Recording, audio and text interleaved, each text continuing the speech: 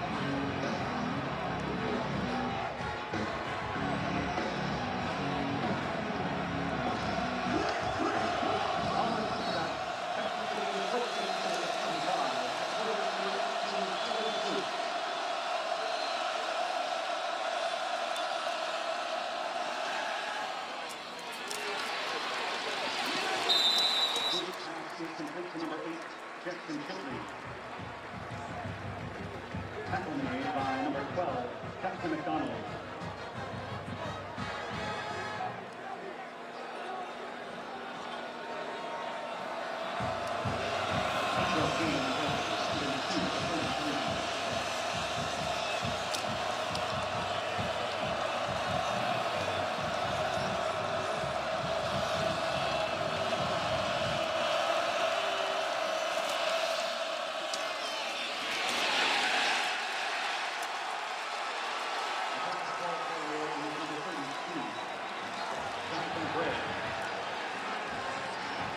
Brought down by number 3, Kevin Shaw.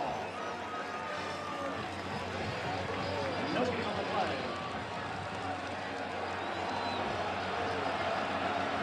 His third down and 2 at the 33.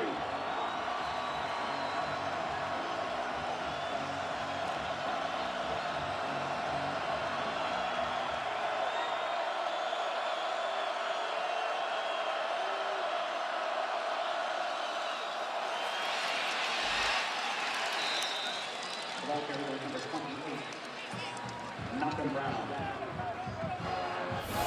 Tackle made by number 5, Isaiah Thompson. And number 93, Ben Goodman. 4-yard field in play. First and 10 at the 37.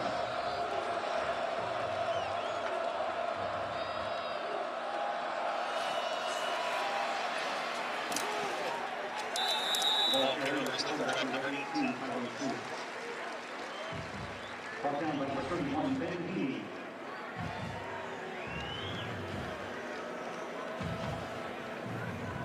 No change in the play. Second and 10 at the 37.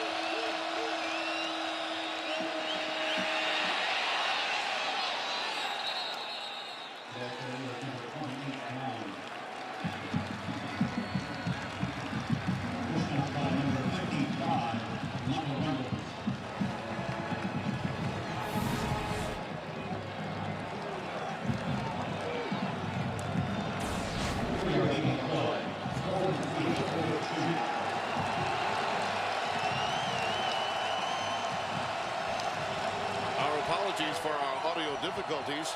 Texas with this drive now coming to a 4th and 3 with Malcolm Brown, the lone setback, as Charlie Strong decides to go for it at the 42 of Kansas. Tries the option towards the boundary, and it's well read. Ben Heaney, whom you talked of very early, makes the play, the outstanding senior from Hutchinson, Kansas.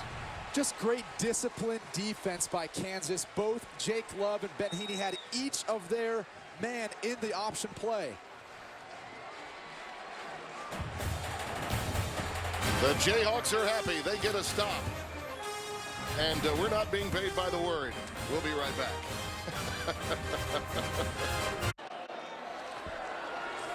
Taking a look at linebacker Ben Heaney, a big-time playmaker, and they got the stop right where they needed it. And this is what makes him so special, Tim. He's able to avoid the left tackle here, uses his hands and gets out around them. And now he gets to the pitch key. And he ends up taking down Malcolm Brown. They're going to have to do that all day if they want to be successful and get off the field. Corey Avery and Tony Pearson are in the backfield. Pearson in motion. Coatsart goes the other way. That's an incompleted forward pass. That was well read. The screen into the boundary for Corey Avery. Caleb Blewett, 42, blew up that play. Just good instincts there as the offensive lineman released out to block for the running back in the screen. He immediately saw it, got skinny and slipped in between and made the play. You know, in a lot of ways, that initial drive by Texas said a lot about the way they think this game is going to go. They went 10 plays, 42 yards, but gave it up on downs. They didn't think Kansas could stop their ground game, and they were headstrong about it. But the Jayhawks came up big. Now, with good field position, Coatsart burrows ahead for a couple of yards, and that's it. And Coatsart and the rest of this Kansas team hopes that they can build on the momentum from the fourth quarter of the Central Michigan game last week. Yeah, he really did a nice job of progressing and winning the fourth quarter. That's something the coaches talked about all week this week. So they're excited about him coming into this game with a simple game plan and being able to execute it versus a more athletic Texas defense.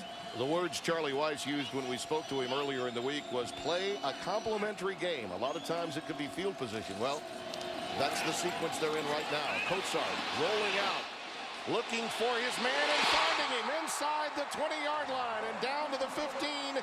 Jimmy Mundan, the tight end, number 41. Talked with Coach Weiss earlier this week. One of the things they want to do with Montell is get him simple completions, move him outside the pocket, or short, quick throws. As you can see right there on 3rd and 7, they get him outside the pocket, and he finds the tight end for a big play. Mundan played very well in that victory last week. Here's Corey Avery trying inside for maybe a yard, and that's about it against that vaunted Texas front. They're salty up front. Malcolm Brown is the leader, but they've got plenty of weaponry back there. There's plenty of size, plenty of athleticism. And how about this? The D tackle, Malcolm Brown's got 3.5 sacks, and he's a D tackle. Usually your defensive ends are the guys leading you in your sacks on your team. Hassan Ridgeway, you see there, number 98, has moved into the spot vacated by Desmond Jackson, who was injured 2 weeks ago against UCLA. Slant pattern is tipped into the air. Could it be picked? I believe it is. In the end zone, Texas comes away with it. And it's Quandre Diggs, who is the key to their secondary. It's a tough play from Montel Cozart. The ball gets tipped, not much he can do about it. And there you see Diggs able to make the big play. Trying to get it to Justin McKay, number 19. We'll be right back. Tied at 0 after the turnover by Kansas in the end zone. The Diggs interception. Let's get the 3 things you need to know when Texas has the football. Expect him to pound the rock with Malcolm Brown and Jonathan Gray. Jake Rowlerson, the freshman center, has got a tough task of blocking Keon Stowers today. And their big play wide receiver, John Harris, has to be involved in the passing game early. He was in the opening series that ended on downs after 10 plays. Jonathan Gray takes it off the left-hand side. Standing room for a first down beyond the 30 to the 31. Isaiah Johnson making the tackle for the Jayhawks. Going with the all red on homecoming. They've got a variety of unis that they decide to go with. Our spotter today and KU alum Brett Bender utilizing all of his talents to help us with his binoculars. With those numerals, that pass is incomplete, intended for Jonathan Gray. It's a good job by the Kansas defense, stretching the play out. Texas is going to want to give Tyrone Swoopes some easy completions to begin this game and get him outside the pocket where he feels a little more comfortable throwing the football. Right there, Kansas coming up with a nice stop to put him in 2nd and long. This would be an entirely different Texas look were David Ash still available.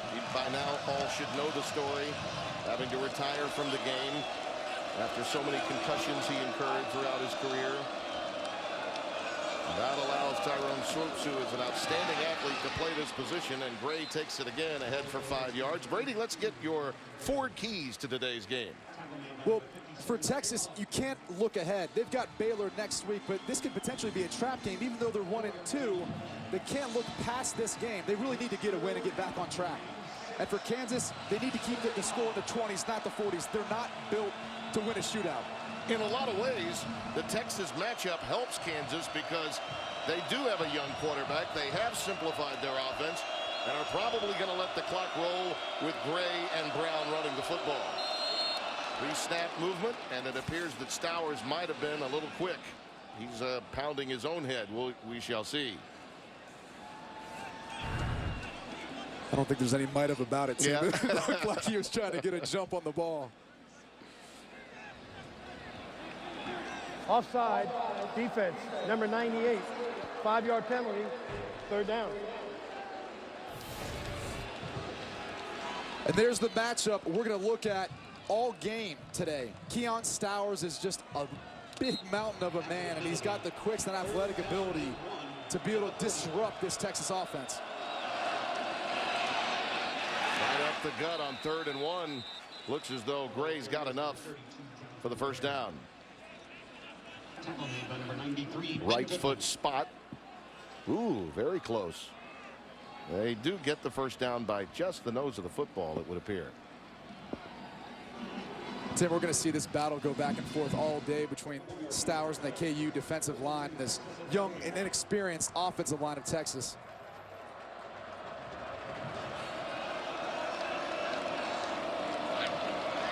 Gray is the lone setback. Run out of the power.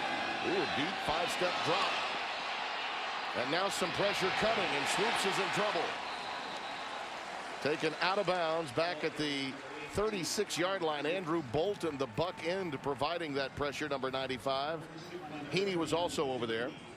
Surprise, surprise. Ben Heaney getting pressure on the quarterback. And let's not be kidding ourselves. Tyrone Swoopes is a big quarterback, 6'4", 234. He's going to be tough to bring down, but Heaney does enough to push them out of bounds, and again, put them in 2nd and long.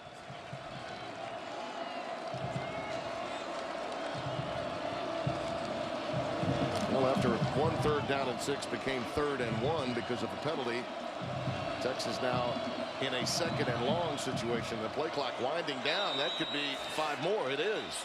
Again, you talk about the inexperience at the position and just not being aware of the clock. Offense, 5-yard penalty, 2nd down. You played enough football to not have that happen. Those are one of the critical mistakes that you cannot allow in games like this, especially if you want to get back on track when you're entering into the Big 12 round-robin play.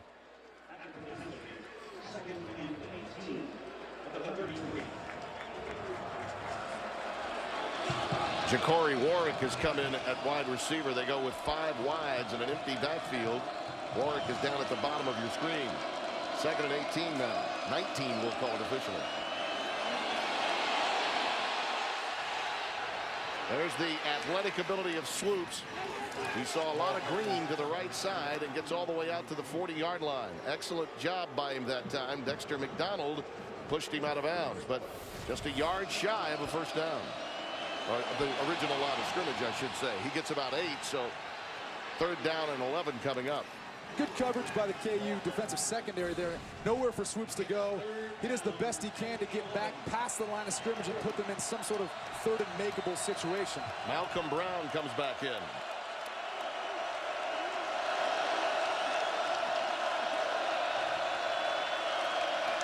Out of the shotgun, Swoopes. Throwing that corner route to Harris. That's the go-to guy. In a quality matchup along the corner with Dexter McDonald, he takes advantage, and it's another Texas 1st down. And nothing against Dexter McDonald, but he's going to be the guy that gets picked on. Most teams shy away from Ja'Cory Shepherd, so they're going to look for any matchup they can get on Dexter McDonald when they're one-on-one on the outside. Tyrone Swoopes does a nice job of delivering a ball outside, allowing John Harris to use his body, get the 1st down and out of bounds. They get 14 on 3rd and 11. Malcolm Brown back in the game. They fake it to him. And that one is hauled in, juggled early by Ty Templin, the sophomore from Granbury, Texas. So he falls down inside the 40 at the 39-yard line of Kansas. Tim, when I talked to Sean Watson earlier this week, he talked about simplifying the offense, and one of the ways you can do that is being able to move the pocket, do some different bootlegs with Tyrone Swoopes to get him some easy completions, and it helps build his confidence early in this game. Monty Foreman has come in, number 83 for Texas. He's in the slot to the top of your screen. Brown and Gray are the setbacks. Oh, they run a little chicanery. Coming back the other way to Foreman. Just as we identified him, he fumbles the football. But fortunately for Texas, it goes out of bounds inside the 10-yard line of KU. Number 83. Nice reverse that time, caught Kansas off guard, and they couldn't come up with this fumble. It's a nice job of the Kansas defense. Again, Dexter McDonald coming back into the pump onto it. Tim, in this part of the field, that's typically where you see either a shot or some sort of trick play, because it's either going to hit big, or if anything happens where it doesn't work out, they don't lose the field position battle. Foreman, a freshman from Texas City, Texas. Dexter McDonald did the job stripping the ball of him, and we've got a timeout taken, or a flag, I beg your pardon, up at back at the 2-yard line. 12 men on the field, defense. After this, to the goal, 1st down. Tim, that's one of the hardest things when you're substituting down into the red zone for the defense. A lot of times you get caught either one short or with one too many, and you can see how that played out in that scenario right there. That won't make Clint Bowen, the defensive coordinator, happy. Gray and Delatorre in the backfield, and it's Gray burrowing ahead for 2 down to about the 3-yard line. It'll be 2nd and goal. The key for this Kansas defense coming in will eliminate the running, becoming the key for Texas in moving the ball. They needed to stay sound in their gaps, and that's certainly the case in a goal line situation. Tim, look for them to do some sort of move the pocket with Swoopes or throw a one-on-one fade, especially if they get John Harris one-on-one. In this case, looks like they're going to run it in. Movement, at the 2-yard line. Kansas believes they've got the ball, and they do. Tyrone Swoopes turns it over. That looked hurried from the get-go, and it's Ben Heaney that comes away with it. Yet again, another big-time play by the senior. Wow. They busted it up. I don't think he ever got the ball off the snap. Swoopes never got it from Rollerson. 3 things we need to know when Kansas has the ball, Brady. Kozar needs to build on success last week versus Central Michigan. 70% completion percentage and 2 touchdowns. And we need to get the ball to Nick Harlow in the passing game. He's going to be the key on 3rd down. And then they need to run the football with Avery and Mann to control the clock and make sure they keep that score in the 20s, not the 40s. Corey Avery is in the backfield, the lone setback behind Kozart under center.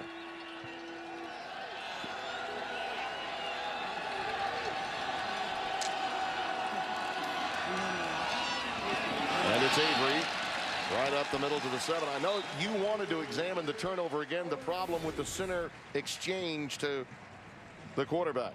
Well, one of the toughest parts when you're a young center, when they get down to the goal line, they have to raise their butt a little higher than they're used to. This makes it a tougher exchange for the quarterback. And with the young center going against Stowers, that's going to be tough to do, especially in a game of this magnitude.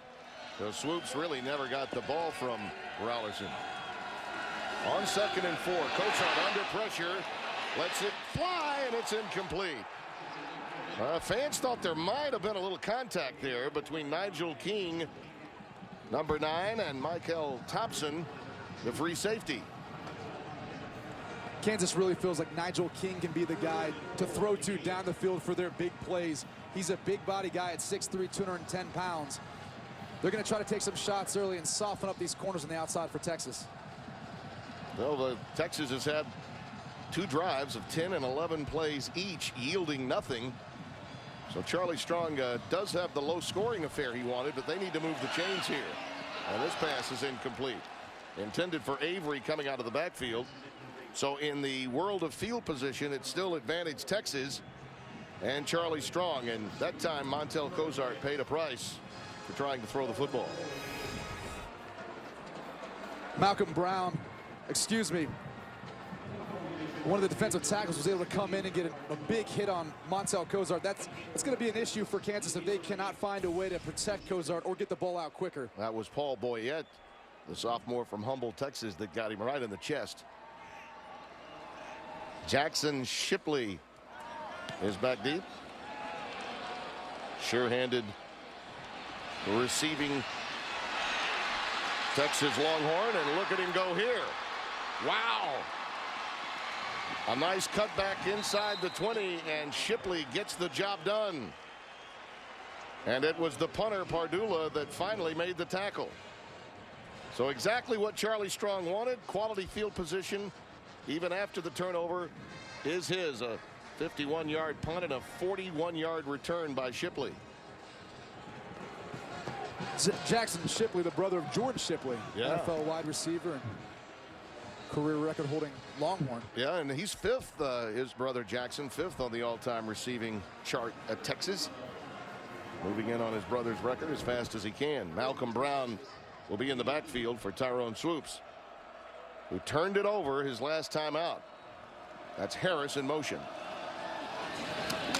With the wide receiver screen, and Shipley reels it in. In traffic, he's ahead for a couple of yards. Ben Heaney again makes the play. 2 fumbles on that last drive, Brady.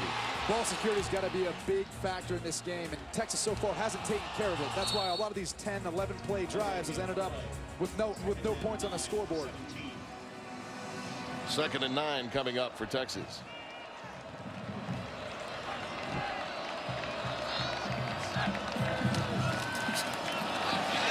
Swoopes running option to Malcolm Brown, who finds the edge and gets it down to the 11-yard line. Cassius Sindish, number 33, senior from Waldorf, Maryland, making the tackle. It'll be 3rd down and 3 coming up. That's one of the toughest parts about defending the option. The pitch guy, the guy who's responsible for the pitch, is coming all the way to the middle of the field.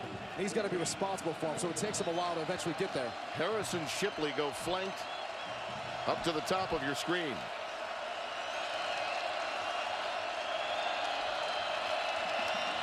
It will be Brown. Good cutback inside the 5 and down near the 2-yard line. Ben Goodman, number 93, making the tackle. One of 25 Texans on this Kansas roster out of Beaumont, Westbrook High. Malcolm Brown does a tremendous job of putting his foot in the ground and getting north and south. Ben Goodman was able to lasso him down. His dad's actually a world-class rodeo professional. Yeah. They actually marked it at the 1-yard line. That late surge from Brown. Play fake to him this time. A wide open receiver in the end zone. And it's M.J. McFarland, who has been a playmaker on catches for touchdowns. Had one against UCLA early, you might recall, at Jerry World a couple of weeks back. Being that far down, close to the goal line, it's tough to play the run and the pass. With the play action pass there, Kansas ends up doing a nice job of trying to string it out if it would have been a run play. But it was a play action pass to McFarland, who's, again, come up big in this game. Nick Rose for the extra point. Boy, I hooked that one badly. And the kick is no good. They had to make some changes, you might recall. Anthony Farah played a dual role for Texas a year ago, so they missed the extra point. But it's Shipley's punt return of 41 yards that sets up M.J. McFarland, the recipient of the Tyrone Swoopes aerial. Texas leads it by 6 here in Lawrence on Fox Sports 1 and 2.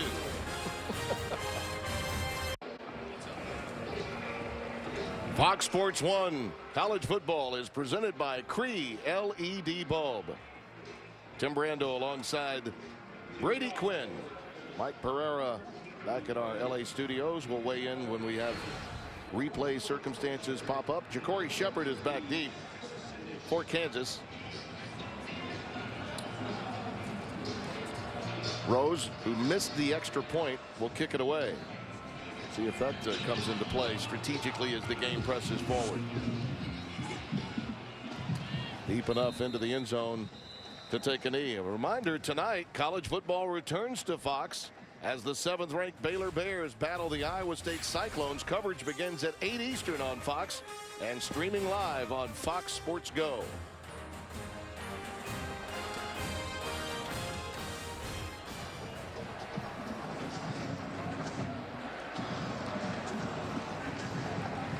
It'll be very interesting to see how the Jayhawks respond to falling behind after really having some good fortune themselves by getting a fumble recovery down at the 2-yard line earlier. DeAndre Mann is the running back. And it's going to be Tony Pearson coming over, the former running back, moved to wide receiver. They'll use him on the jet sweep. He touched it for the very first time. First play from scrimmage against Central Michigan, went for 74 yards a week ago. Last year, Tony Pearson played running back. They moved him to wide receiver this year. He's their big play guy. They want to try to get the ball in his hands however they can, especially on the perimeter. Man up to the 35-yard line. And that's good enough for a first down. Dalton Santos, number 55, junior from Van, Texas, makes the stop. That's an 8-yard gain. Mann's more of the powerful 3 yards in a cloud of dust type running back. Avery's more of the smooth jump cut style, quick to get outside. You're going to see quite the 1-2 tandem there.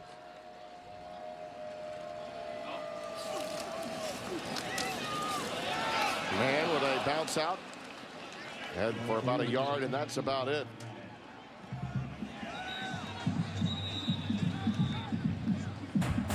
Kansas did have an opportunity, but they were picked off the tip drill by Quandre Diggs.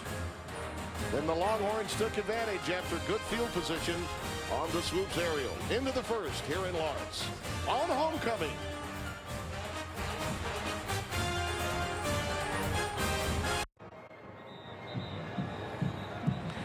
We welcome those of you that were watching the Cincinnati Reds win in walk-off grand slam fashion against the Pittsburgh Pirates in extra innings here in Lawrence, Kansas.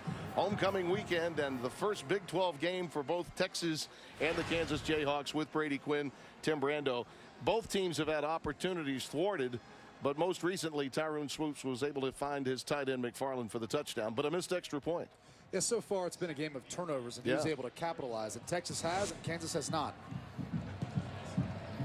This is the first series after the Texas score, and it's DeAndre Mann taking it ahead for KU. Crowd enjoys those legs continuing to churn, and he takes it ahead for a good gain of about 8 yards. That will bring up a 3rd and short situation. Talking with Charlie Weiss earlier this week, he loved the style of football Mann plays. He always felt that he could give him the football, and if he needed to get 2 or 3 yards, he would churn it out and find a way. We're going to call it 3rd down and 4. And the sophomore quarterback rifles one right to Nick Harwell. That's the young man that they wanted to get involved early on. Here's what those of you that were watching the baseball missed early on. That one off the tip drill is intercepted by Quandre Diggs for Texas. Then we had the turnover at the 2-yard line off the center exchange.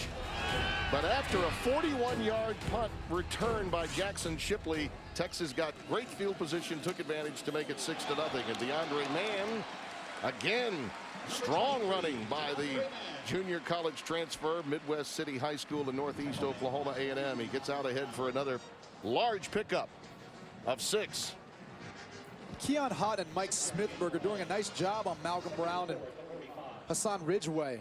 They've been able to move them around with that double team and find some seams in that defense. Remember, Texas without Desmond Jackson, who was injured in the UCLA game. Man, this time bounces out. Nifty running by the youngster, stopped by Quandre Diggs.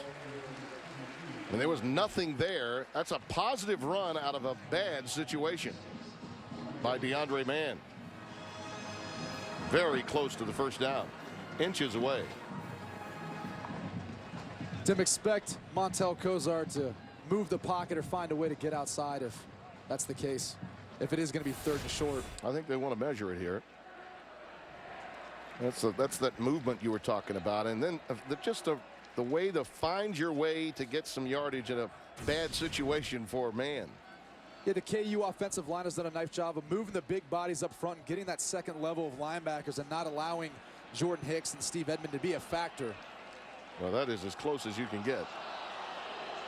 Fans a little bit upset, saying, wait a minute, you got to be able to give us that much, right? Just round it off, Rick Lumiere, the referee. They're taking another look at it.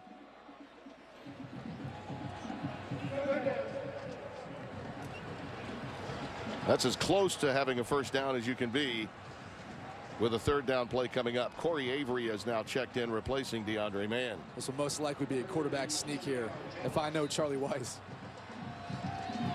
Well, you should, and it is.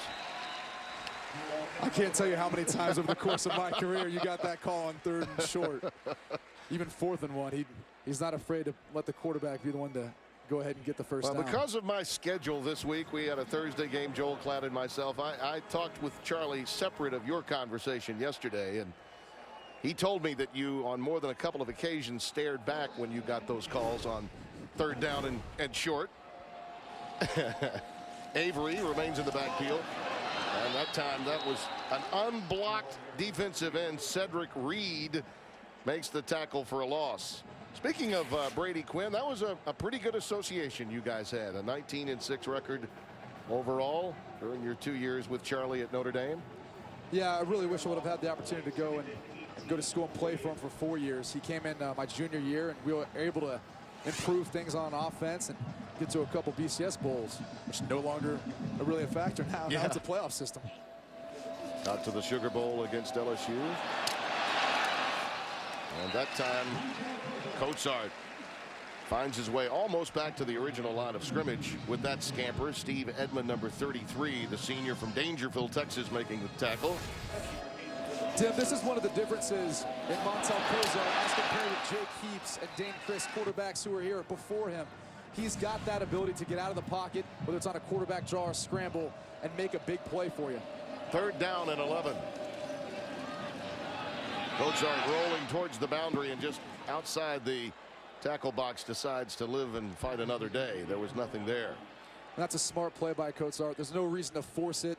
Play the field position game. Preserve your right to punt and try to pin Texas back near their own goal line. In a lot of ways, this game is going the way Charlie Weiss wanted it, short of the missed opportunity they had off the tipped ball. The surprising part of it, Tim, is Texas is running a similar style. They're not so much up-tempo. They're pounding the football on these long drives, trying to draw the game out as well. Shipley is back deep awaiting the punt from Trevor Pardula. I think he got a little more of that one than he wanted, but look, it lands like a 9-iron, takes a marvelous bounce, and Texas will be backed up. So Pardula with the end-over-end approach gets what he wanted. And for those of you that happen to be watching on Fox Sports 2, we will move exclusively to Fox Sports 1 after this commercial break. So please check your local listings for the channel number. We continue in the Big 12 with Kansas and Texas. Fox Sports 1 College Football is presented by Cree LED Bulb.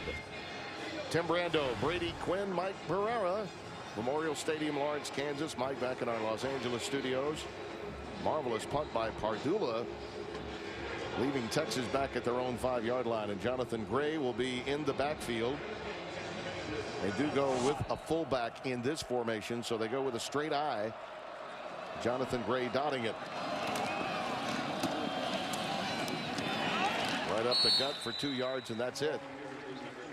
Tyrone Swoopes, who they believe in time will be able to take on more responsibility with this offense.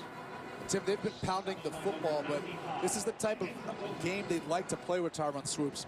Rely on the running game and allow him to be efficient and control the game with short passes to the outside of the perimeter of the field and move around the pocket. That's where he's best. Well, if Gray and Brown can get what they want on the ground, then play action comes into play. 2nd down and 8. And they go with Jonathan Gray. A yard, and that's about it. Ben Heaney making the tackle. Completion percentage by quarter has been problematic for the young backup quarterback turned starter. You'd like to see it the other way, Tim, but part of the reason that is because they script plays to begin the game. So they know what 15 plays they're going to run right off the bat. And as the game goes on, it's less predictable. 3rd down and 6.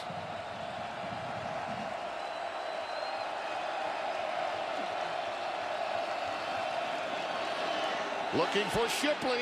Incomplete. Excellent recovery that time by Boateng. Matthew Boateng, number 1.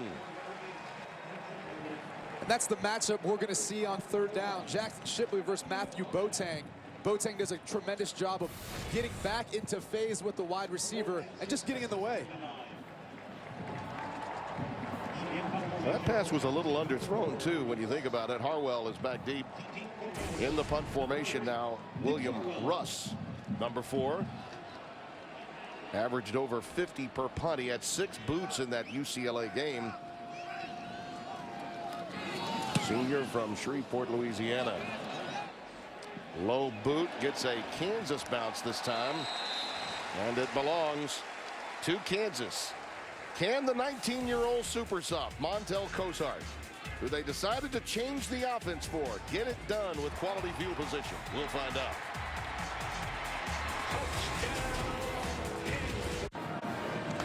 (6-0) Texas with the lead. Special teams really a story, and particularly the way Charlie Weiss wants this game to be played. The extra point by Rose was hooked to make it a 6-0 game, and then you had the boot by Pardula, which was just outstanding. I thought that one had to go into the end zone. It landed like a 9-iron, and William Russ, the youngster, with a poor boot for Texas, now giving Kansas their best starting point in this game at the 45-yard line of the Horns. DeAndre Mann is in the backfield, and we've got a flag prior to the snap. False start, 78 of the offense. 5-yard penalty, 1st down. That's Larry Mazik starting at that tackle spot.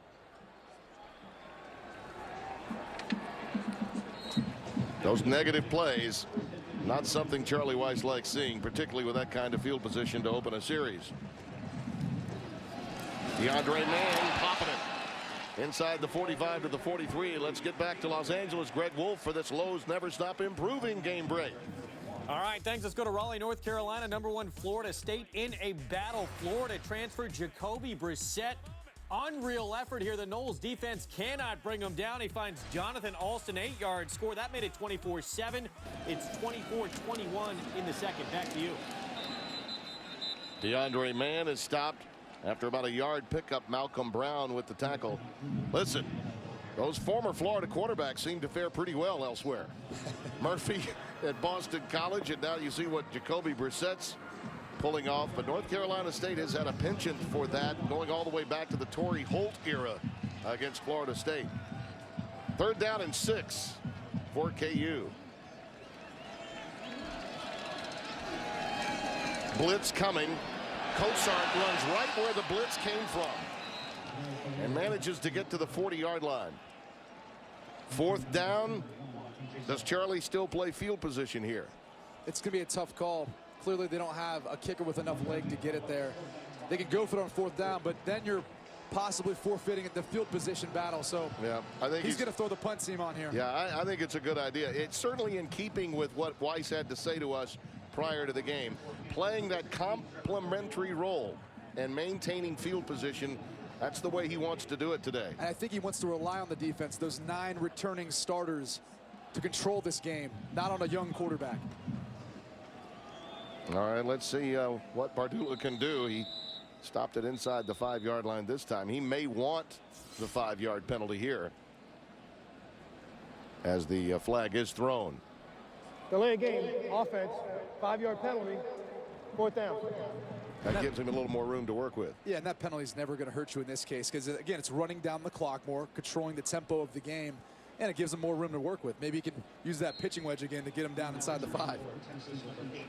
Shipley, who had an outstanding return to set up the lone touchdown of this game, a 41-yard return a few moments ago, is now standing at his 8-yard line. Again, that end over end low approach, and the fair catch called for by Jackson Shipley at the 12-yard line. Well, we've got 3 things that you need to know about Charlie Strong as head coach at Texas. 2-time Big East Coach of the Year at Louisville. A marvelous job that he did there. Led the nation in total defense and rush defense. And worked for Holtz, Spurrier, and Meyer. I first met him when Lou Holtz introduced me to him. What a remarkable guy. And when Lou got the job at South Carolina to try to reinvent that program, the first call he made was to Charlie Strong. Actually, I was recruited by Charlie Strong when he was at South Carolina with Coach Holtz. So I had the opportunity to meet him back when I was a youngster. Malcolm Brown will take it, running towards the boundary. Jake Love, 57, who lost his headgear, made the tackle. The linebackers for KU are so active. They're fast flow running back or linebackers. They're going to find those gaps in the defense or offense, and they're going to shoot through and try to get some sort of tackle for loss and penetrate the offensive line for Texas. If Stowers and Goodman can get the job done up front to occupy those linemen, it's the linebackers that can make plays. Quick out going to Malcolm Brown, and he forges ahead for a 1st down. Give him the 26-yard line. Isaiah Johnson ushered him out, the junior from Cary, North Carolina. And this is what the Texas offense wants to continue to do with Tyrone Swoopes. They want to get him easy completions, balls to the running backs out of the backfield, and allow him to feel more and more confident as this game goes on.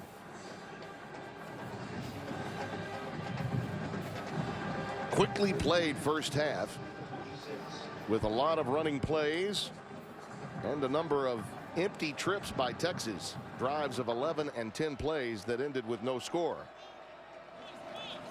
Play clock winding down. They go play action here. Swoopes looking long for Marcus Johnson, and he overthrows it. Boy, he knows it was there that time. It really was. And watching Swoopes in warm-ups today, he missed some of the deeper passes he was throwing just coming into this game. And I don't know if it was the wind or if he didn't feel comfortable enough throwing towards this end zone, but this was the end zone they warmed up in, and this ball just sails a little bit on him. You know, the thing that you take away from Tyrone Swoopes is that he is an excellent athlete playing the quarterback position, but he still needs to learn some of the nuances of it. Well, he still needs to grow to feel more comfortable in the pocket. Comes from a White Wright High School, which is a 2A school down in Texas. Yeah. It's a much smaller. Rush for 50, yeah, he rushed for 5,300 back there. Yeah. He passed for 3,800, but you're right, he was sort of the man. He was the man. Yeah. He's going to adjust to that now. Jake Love showing little early on defensively for Kansas.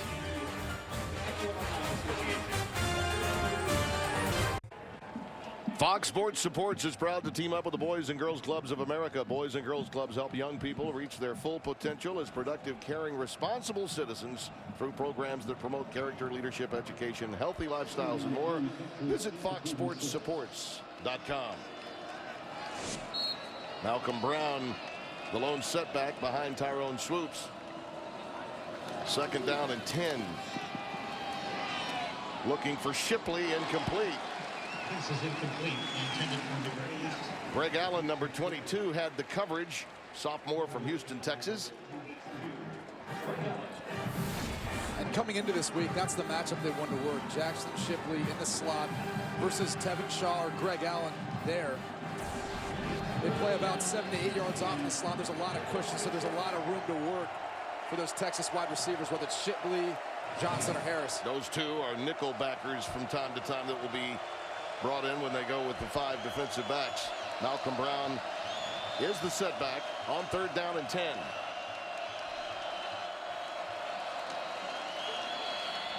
Pressure coming. And Swoopes gets beyond contain again and manages the 31-yard line, but it's Heaney that takes him out, and it will be a punt formation coming for Texas. Good job that time by the Kansas defense. It was great coverage downfield by the KU defense. Really nowhere for Tyrone Swoopes to go. They dropped 8 guys out into coverage. And then you see Ben Heaney flying across the field to make sure that Swoopes didn't get enough for the first down. Nick Harwell is back deep. William Russ to boot it away again. He got more of this one. Backs up Harwell with a 15. Spun down at the 16-yard line, and let's go back to Los Angeles for this game break. All right, thanks. Let's go to AT&T Stadium, where Texas A&M hopes of returning for the season's national championship game. But hold on, fake punt from Arkansas, Sam Irwin-Hill showing some moves. 51 yards for the score. Razorbacks lead 21-14, late second. Back to you. Thank you, Greg. Many people thought Arkansas could give A&M a hard time. Looks as though Brett Bielema is getting his Razorbacks in shape. As you look at our game summary, a lot of yards, but those 2 turnovers have helped the Kansas plight. They're only down by 6. And lack of production with Montel Cozart on 3rd down has been one of the factors why they're not able to do more. That pass, a slant, really well thrown. This time to Nigel King for a first down. Out to the 42-yard line, 26 yards. And that's what they need to do. They need to find a way to get Montel Cozart into a rhythm. And you can do that by throwing on early downs, especially first down when the coverage is a little softer. Kansas at the 42. Corey Avery comes into the game on first down. Cozart, that time electing to keep it on the option, runs right into Cedric Reed, number 88. Starting his 23rd straight game today. Dominic Espinoza had the streak at 40 before he got hurt, the former Texas center. This young man has been an iron horse for them. And Cedric Reed and the rest of the Texas defensive line won that battle as they tried to stretch out that sprint option there. 2nd down and 11. Going for the fade route down the sideline. King, the intended receiver, but quality coverage by Duke Thomas, number 21. Cozart threw that ball a little bit early. He had probably more time than he thought he had and could have allowed King to get up past Duke Thomas.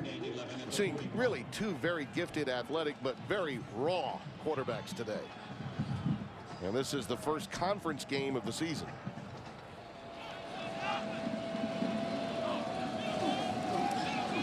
Mozart looking to step up and throws an interception. Picked off by Duke Thomas. That's what Charlie Weiss cannot have happen today. And he gets it down to the 26-yard line of the Jayhawks. We got a marker down. We'll check the flag. Back at the 36-yard line. May have happened. The infraction may have happened on the return after the pick. Cozart showing his inexperience there and trying to force one when he really didn't have to. After the play was over, unsportsmanlike conduct on the defense. Penalty would be half the distance to the goal, first down. So it's against Kansas, only to make matters worse, according to our referee, Rick Lumiere. Cozart feels pressure, steps up in the pocket, tries to deliver a ball in a window that really isn't even there. In that case, sometimes the best thing to do is just take a sack and live to play another down. You can't give away momentum like that in this type of game, especially the way Coach Charlie Weiss wants to play against these Longhorns. And to make matters worse, they lose their poise, pick up a penalty that gives half the distance to the goal, and now sets up Texas at the 13-yard line of Kansas. Already leading by 6.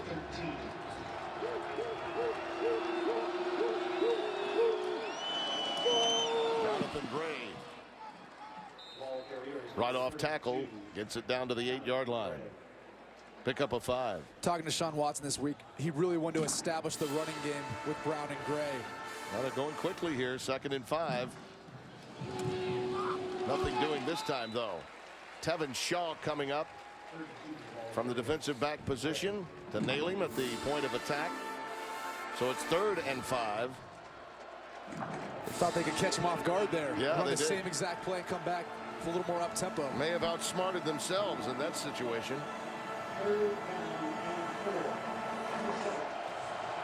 Tim, in this situation, they've got to find a way to get Swoopes outside, maybe some sort of movement here with a bootleg, or maybe just a one-on-one matchup with John Harris. They've loved the tight end in these circumstances in the past. But it is a bootleg. Nice call by Brady Quinn. Does he get in? He does. Touchdown, Texas. It was a tremendous job of blocking by John Harris and Jackson Shipley. But at the end of this play, that's just all Tyrone Swoopes putting his body through the rest of the KU defense to get in the end zone.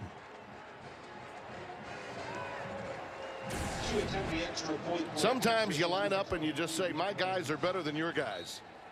And that's what Texas did in that sequence. And Nick Rose is now on for the extra point.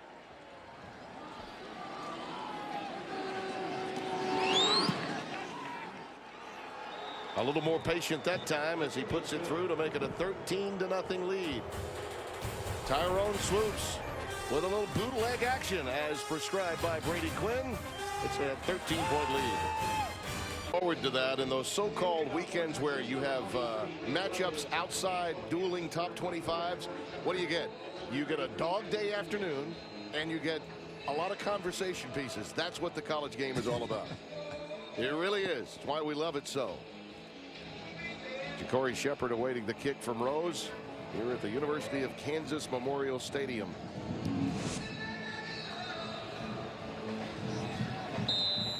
Fox Sports 1 College Football is presented by Cree LED bulb. And the Jayhawks now, because of that interception return and then the 13-yard half the distance tack on, find themselves down by 13 points. What can we anticipate here to get Cozart right, Brady? Well, they have enough time to still run the football. It's not quite down to the 2-minute mark. And they're averaging about 4 yards a carry. So they need to continue to establish the run as they have. But they've got to figure out a way of getting Cozart some easier completions. He's 3 of 10 right now for 68 yards and 2 interceptions. Avery has run the ball nicely when given the opportunity. This time he's stopped by Cedric Reed. Both of the Texas touchdowns have come after the Longhorns set up shop in the red zone. All right, once after the Shipley punt return at the 18 and then the 13-yard line on the most recent touchdown. And it's a great example of complementary football, something that Kansas wanted to do coming into this. Pass to Harwell is caught. This is the young man that is a proven commodity, transferred from Miami of Ohio. They think he can really be a playmaker for them. And he was someone that Weiss had spot shadowed specifically for this game. Corey Avery re-enters the game on 3rd down and 4 for the Jayhawks.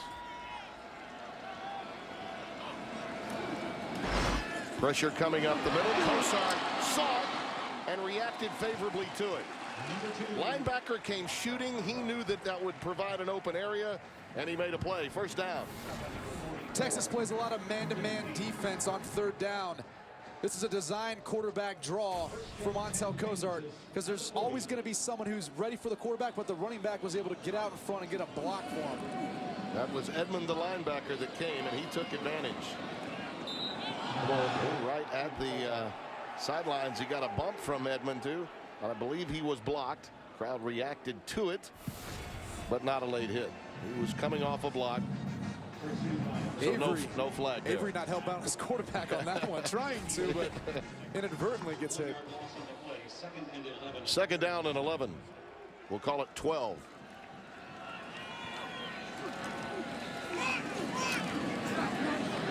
Trying to establish Avery. Malcolm Brown makes the stop. Malcolm Brown, Ridgeway, they continue to dominate the line of scrimmage.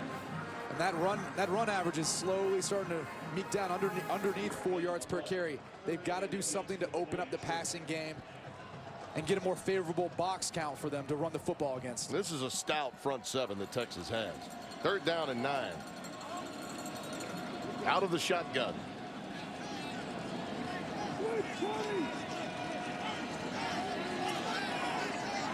Pearson and Avery are in the backfield. Play clock is winding down. He just gets it off in time.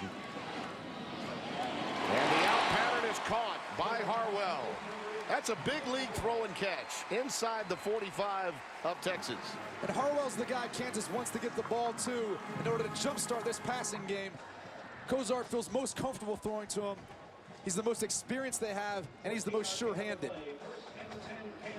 That was a precision route and a great throw. Rolling out again. Cozart gives it up as the pressure came once again from Malcolm Brown. That is a load, and he is quick too. You can see how fast he is. There's 3.5 sacks coming into today's game. Going back to the Harwell catch, just a deep out route in the soft spot of the zone coverage. Harwell does a tremendous job of getting his hands underneath the ball and securing the catch at the end. 2nd and 10.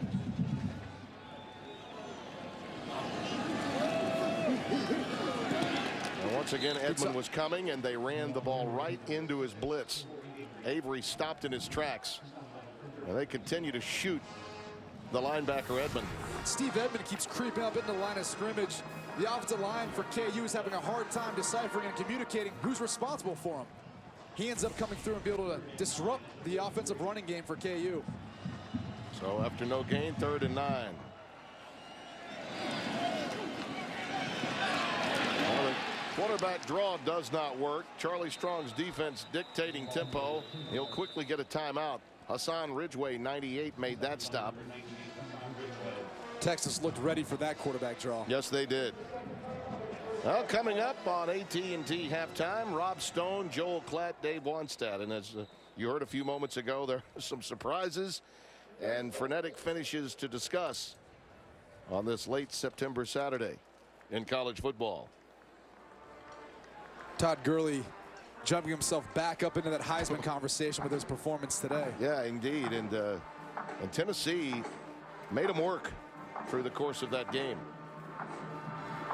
Obviously, in this conference, the Big 12, I think a lot of people anticipating, you know, that collision course for perhaps the TCU-Oklahoma game in a couple of weeks. Also for Baylor, potentially in Oklahoma. There's a lot of football to be played. I think one of the major questions for the Big 12 is there another team outside of those two, Baylor and Oklahoma, that truly are contenders? I think down the road in Manhattan, they believe they can still be a factor in the championship race at Kansas State. Tim, we did the game with TCU a couple weeks ago, and I think if they continue to build the way they've demonstrated on offense with that Gary Patterson defense, they can be special. They can be a contender for sure. Bardula will punt it away. Shipley is back deep.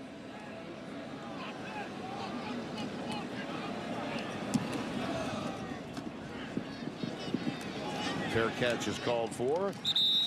And he has it at the 13-yard line. So much for this Texas program to overcome this year. And the loss of David Ash. Well, you really had to feel for that young man. But he's doing everything he can to complement the team he's had to leave behind. And it's a tough decision to make.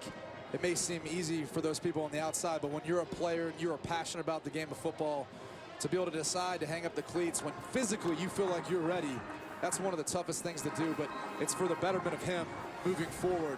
And probably a good example to all those out there who are facing a similar dilemma. Oh, yeah. In a lot of ways, too. If you go back to the decline of the Texas program in Mack Brown's later years, you could point to quarterback, the issues they've had there since Vince Young.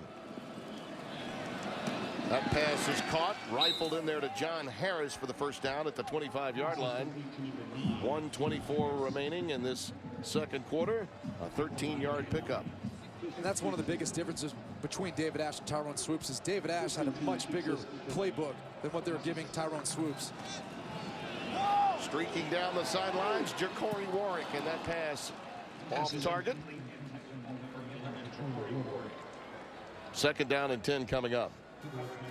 Ja'Cory Shepherd's been pretty tight on coverage all day, and you've seen that over the past few weeks in his coverage. He's not a guy who gives up a ton of deep balls. Probably their most talented defensive back. He sealed that win with a pick against Central Michigan last week. Had a season-high 5 tackles, all solos in that game.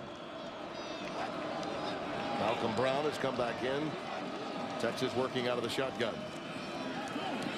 Flushed again from the pocket. Heaves it deep, and there's Shipley. He's got it at the 25-yard line. Cassius Sendis out deep, kind of lost where Jackson Shipley was on the field. And all of a sudden, Tyrone Swoopes does a tremendous job of keeping his eyes downfield, makes the big play. 48 yards, yeah. And why would you start thinking about anything other than Jackson Shipley in that situation? We had no chance of coming up to get the quarterback. There's another throw intended for Marcus Johnson, incomplete. I almost thought that that Sendish decided to come help with run support. He just misjudged the ball, almost like he thought it was going to end up being shorter than it was. And maybe it was the wind, or maybe it was just ended up him just misjudging it. And Jackson Shipley kind of just sitting there waiting for it. It seemed like forever. Second and 10 now with Malcolm Brown back in the game.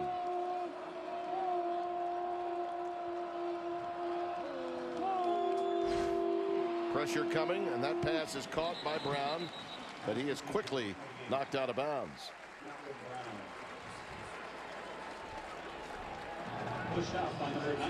That was 95 Andrew Bolton that took care of him.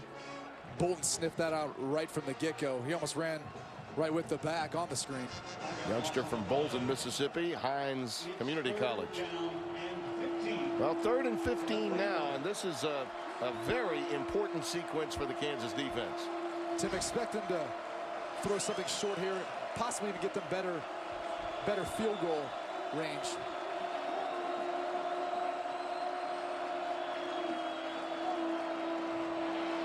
Boy, when he breaks contain, this is where he becomes dangerous. Although this time he just gets rid of it. And it'll be 4th down.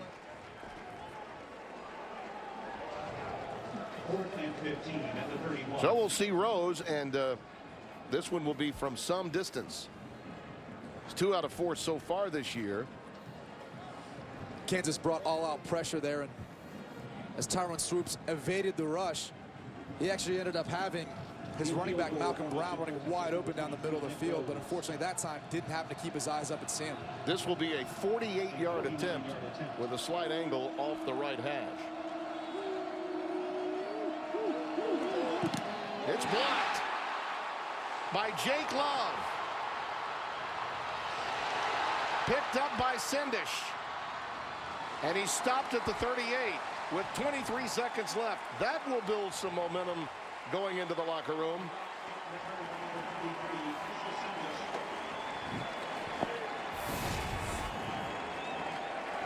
Here's the block from Love right up the middle. So a breakdown in the interior alignment that time. I don't think the kick was necessarily that low. No, it wasn't low. They overloaded the right side, and Jake Love happened to be the guy they tried to overload that one particular gap. And he does a nice job of getting his hands up and getting through just in time to tip the ball.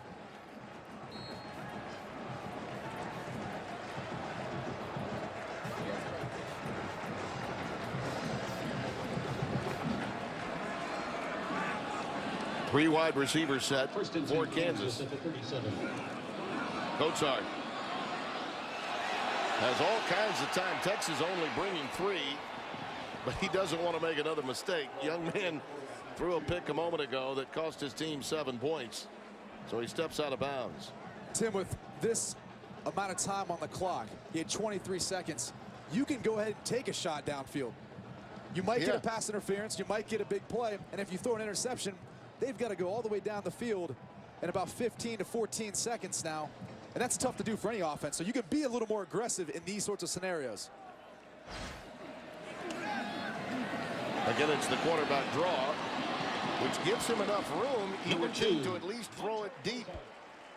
They have a timeout remaining, and Steve Edmond made the stop. They do take the timeout. Well, you've been in these situations with Charlie Weiss before. You know you've got enough arm to get it to the end zone. Yeah, with Montel Cozart, he definitely has enough arm to get it there, and 8 seconds is enough time for one play.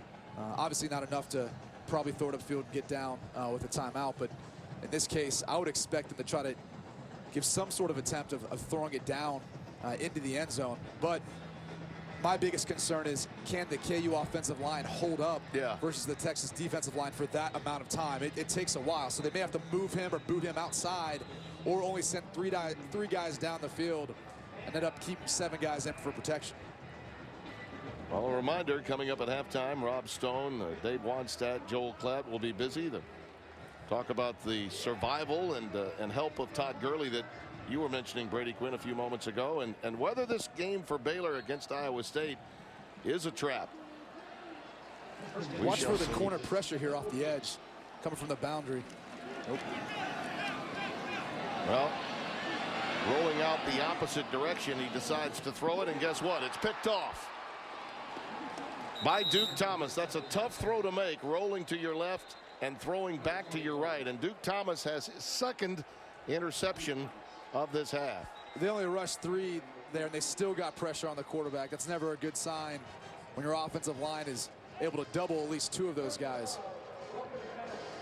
I think Charlie Strong was worried about whether there was a foul committed, a roughing the passer penalty, and I believe there may have been, which would wipe it out, and there would be another opportunity. It was roughing the passer.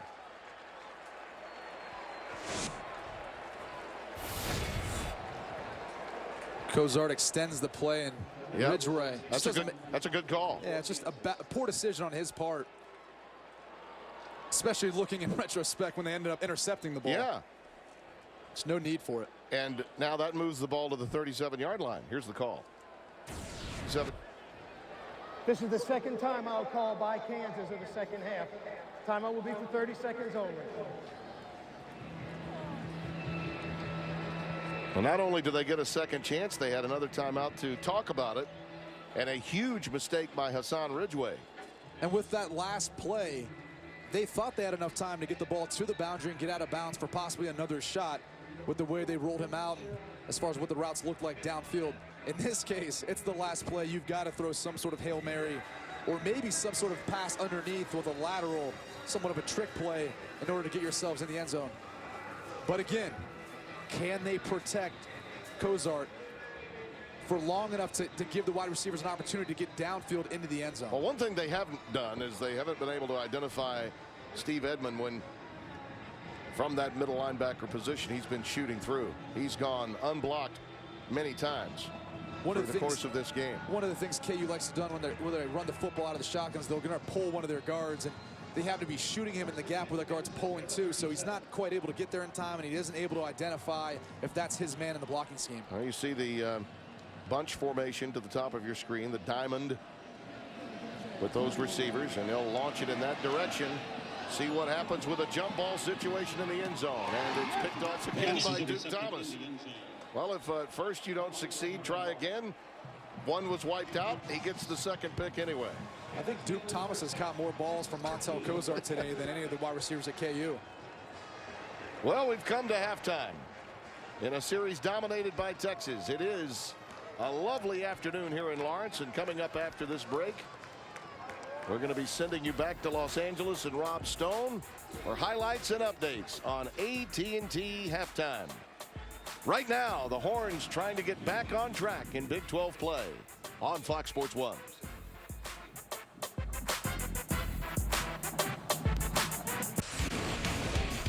Here are 3 things you need to know from half number 1 in Lawrence, Kansas. The Jayhawks were intercepted 3 times. Duke Thomas, on a couple of occasions, did the honors. Swoopes, he did it again. 2 touchdowns, once in the air to McFarland and once on his own with bootleg action with his legs. And the Jayhawks have punted it 4 times and are only 4 for 9 on 3rd down, and need to improve in that area in half number 2. We welcome you back as Fox Sports 1 college football coverage is presented by Cree LED Bulb. Our score here at halftime, Texas pitching a shutout 13-0 on homecoming in Lawrence. Tim Brando alongside Brady Quinn. So much was going right in terms of the game's tempo for Charlie Weis, but unfortunately the turnovers, I mean, you can't overcome that. And the young 19-year-old Kozart really did have his troubles. Yeah, Tim, and really the first interception got tipped in the red zone. It wasn't his fault. He was going to the right spot with it. Unfortunately, it never ended up getting to the wide receiver. And even the last one at the end of the half, he's just trying to throw it up to give him an opportunity. It was the one that was on 3rd down when he scrambled up and tried to fit the ball in a tight window. That was the one that hurt them the most, and Texas was able to go right down and score off of that. On the flip side, Tyrone Swoopes has had some moments in this game, and I think his athletic prowess is what you notice first and foremost. Well, they're trying to move him outside of the pocket to give him some easy completions, and they've been successful in doing that. He's also made plays with his legs, highlighted by the touchdown run where he bowled over the Kansas defense. And lastly, he's been able to extend plays to get outside the pocket and throw downfield. They've only really had one deep play action pass downfield. The rest of it has been him getting outside the pocket and finding wide receivers who slip open. Yeah, he's better really outside the pocket, either with his legs or his ability to throw it. That was a heck of a launch to Shipley there you saw at the end. You expect that that's really what they want to do with him, is roll him out more, because he seems to be more effective when he does so. Well, I think as he continues to build comfort being the starter, they'll allow him to do more pocket passes and so forth. But right now he's better outside the pocket. They're better handing the ball off and allowing him to control the football game that way. What's that old coaching axiom? If you roll him out, now he has half as many reads.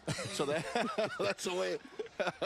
and a lot of Sean Watson, we talked about this week, was they give him half field reads in the pocket as well. As you look at our Geico first half stats, the turnover issue, clearly a major problem for Kansas. Texas, it could have been worse. They did the same, even had a problem on a center quarterback exchange. But the bottom line is that young man, Kozart's got the ability, but you wonder about his confidence for Charlie Weis after a few of those interceptions. One of the toughest things as a quarterback is being into a rhythm where it's run, pass. They got to find a way to get him passes on early downs to build that confidence back up. What Charlie Weis discussed with us prior to the game was the nose tackle advantage that he had with Stowers against the freshman Rollerson at center. They're trying to double team him, and what happens when he gets double teamed is it frees up one of the linebackers to be able to make a play at the line of scrimmage. Jake Love here takes advantage. Stowers isn't going to show up as much in your stat sheet, but he's doing his job. Tadarian Johnson does it here, as you can see, but this time he slips through the 2 defenders to grab a leg and be in on the tackle. So they're doing their job. They're allowing Ben Heaney and Jake Love to get to the running backs and to get into the line of scrimmage and make plays. We are ready to play ball in half number 2. The Longhorns have come into Lawrence, Kansas and won every time they've met since 1938 during the Great Depression. The last time the Jayhawks won. The first meeting in this series between the two way back in 1901. Kansas was a winner. Ja'Cory Shepherd is back deep. And he'll be forced to take a knee, and the Jayhawks will start at the 20. You look at Coach Art as he makes his way out, and the thing that I'll really be interested in as he begins this series up at the 25-yard line is how they utilize him from a confidence standpoint with play calling. And you know Charlie coming out of a half as well as any, having played for him at Notre Dame for 2 years. And again, they're going to try to find a way of building him easy passes, whether that's through the screen game or quick passes to the outside. They just want to get him going, get him back into a rhythm, and they got to find a way of protecting him as well. DeAndre Mann is the setback, and he takes it, and Hopscotch is ahead for a couple, and that's about it. Steve Edmond had a wonderful first half. They were blitzing him early and often, and really struggled, Kansas did, in terms of trying to pick him up. He wreaked havoc on Coach Art, and I think really got into his head a little bit in the first half. Well, Keon Hodden, he's the guy who's going to make the calls for the offensive line for Kansas. Once he puts his head down and Steve Edmond runs up the line of scrimmage, they've got to find a way to adjust on the fly. There's that slant. The arm strength is there, right on target to Tony Pearson, the converted running back. They moved him to that position, by the way, because he too had been a victim of many concussions as a running back. And there he does a nice job of getting his body in front of the ball between the defender and the ball to make the play. Coatsart throwing a strike. From the 44, first down. Mann bouncing outside and into Texas territory to the 48-yard line. Jason Hall, the free safety, the first to make contact, the freshman from Grand Prairie, Texas. Gain of 8, 2nd and 2. John Reagan picking up the tempo here a bit, putting more pressure on the Texas defense. Probably a halftime adjustment, something they talked about they needed to do.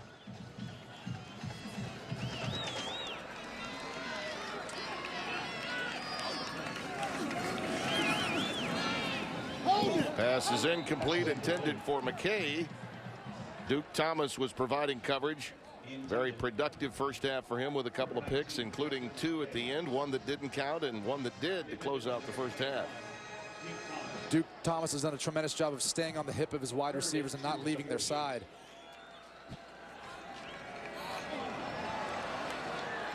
Kansas ran 13 plays in Texas territory in the first half without scoring. And they had field position for much of that half. In fact, they punted the ball 3 times in plus territory in the first half.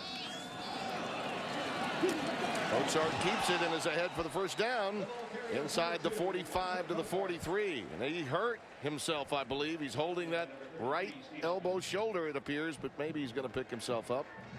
And it all starts with a miscommunication between him and the running back, where he probably was handing the ball off, but it ends up he's keeping it. And now he's the one that runs for the first down. Yeah, he fell but on lands awkward. He takes a hit. Yeah, he fell on that. He's holding his right shoulder, but he fell on the left elbow, too. First down with the ball at the 44. DeAndre Mann behind him. He'll hand it this time. This is a crisp series early on for KU. Hassan Ridgway making the tackle. There's more positive vibe. The body language early on in this half, very good for Kansas. Coach Weiss talked about earlier this week that if they were within 2 scores, they felt confident in their ability to come back in this game based on what they did last week versus Central Michigan.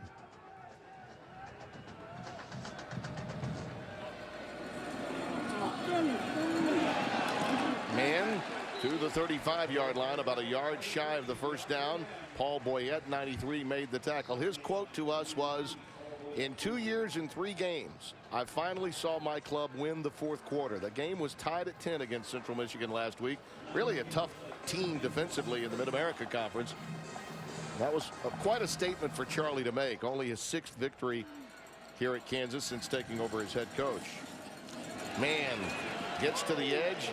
Using that stiff arm might have been enough to get the first down against Caleb Blewett, 42 of Texas.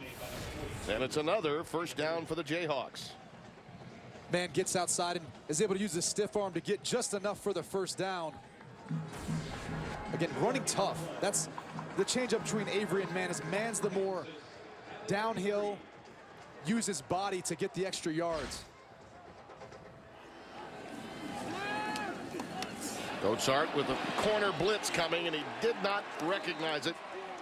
Quandre Diggs comes up with him at the 45-yard line, a huge loss. That was a delayed blitz coming off the corner. Corner cat, a loss of 12. They brought the corner on the blitz.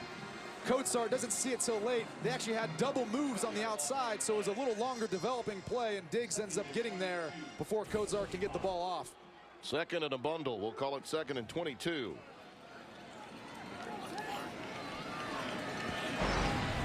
Edmond coming again. They pick him up this time, and they throw the shallow cross against it to Justin McKay. He is dumped in his tracks immediately. Texas is utilizing a 3-down front, and then they're bringing Edmond up into the line of scrimmage as that 4th rusher. Kansas has done a better job so far this half of adjusting to it in protection. Jason Hall with a couple of tackles in this series for Texas. Back up free safety in for Michael Thompson. 3rd down and 19. Possibly 2-down territory here. Yeah, I suspect you're right. I think they've grown tired of punting in Texas territory.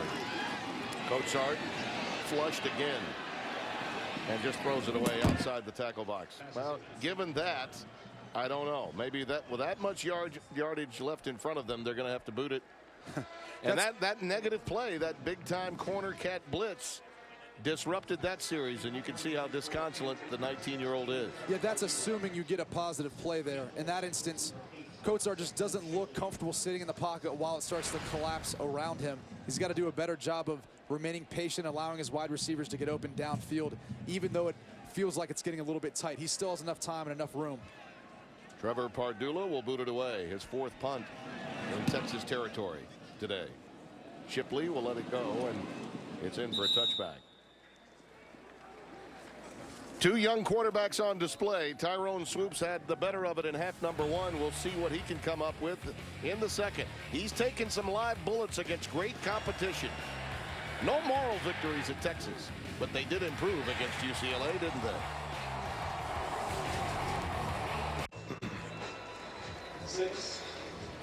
Well, that's a lovely shot. 13-0 Texas with the lead over Kansas. And tonight, the UFC returns to Fox Sports 1 for UFC 178 prelims, featuring a full slate of epic bouts, including a bantamweight matchup between 10th-ranked Dominic Cruz and 5th-ranked Takeya Mizugaki.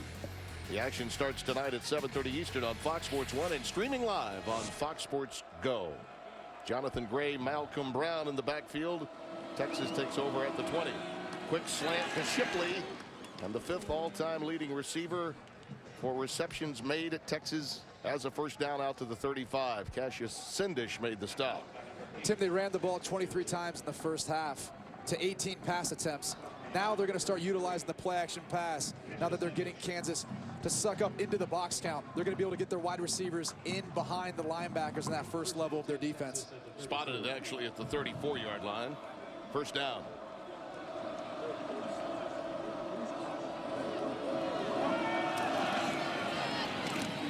Decision by Brown to cut back inside for a couple of yards. He carried the ball quite a bit in the first quarter, and then they decided to give way to Jonathan Gray, who dominated really the rushing yardage. And John Harris, certainly a go-to receiver always, it seems, for Swoopes. He's really developed over this season. Wasn't a main contributor last year. Coach Strong talked about his development of not only being a leader with his actions, but also his voice off the field on this team. Second down.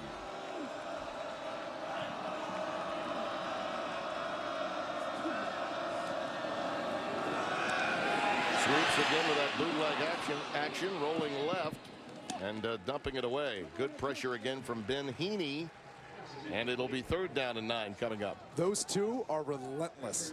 They'll run all over the field to make a play, whether it's Heaney or Love. They work extremely well together. It's 3rd down and 8. In this case, Heaney is the stand-up defensive end. They're starting to move him around a bit, and Jake Love comes all the way from the other linebacker spot just to make sure Swoopes isn't able to make a play downfield. We'll officially call it a 3rd and long 8.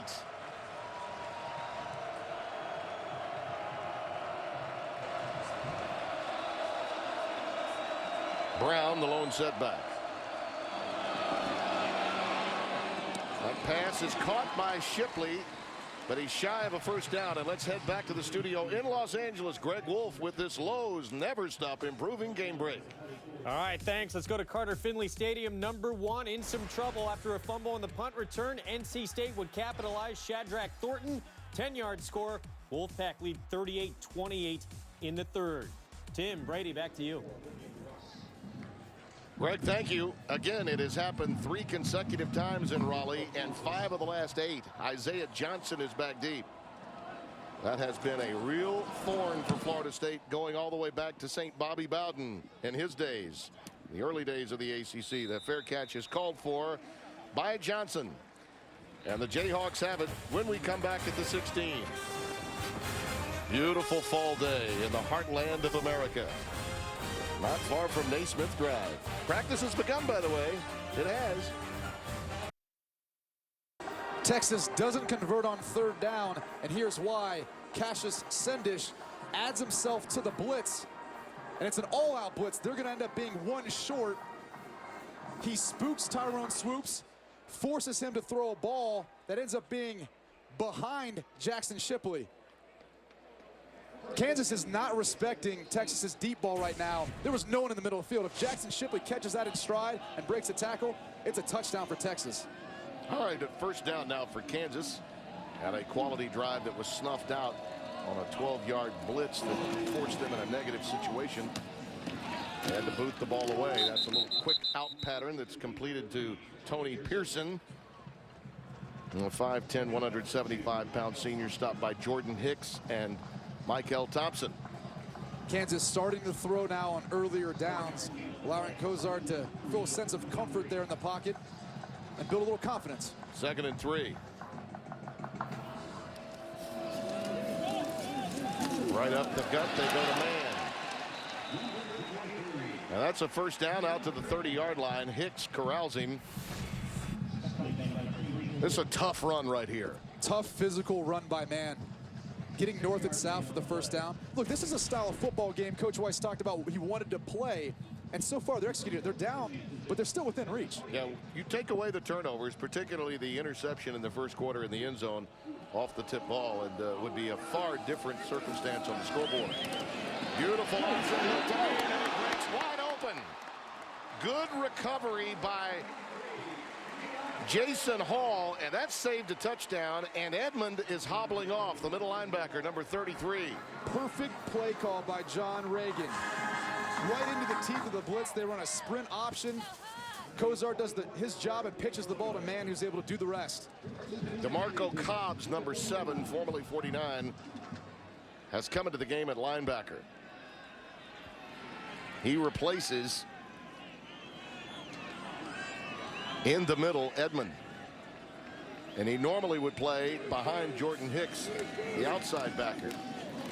This time Cozart keeps it, and he negotiates the 40-yard line. That should be another first down for Kansas. Hassan Ridgway, the tackle. This is the previous sprint option for a big play.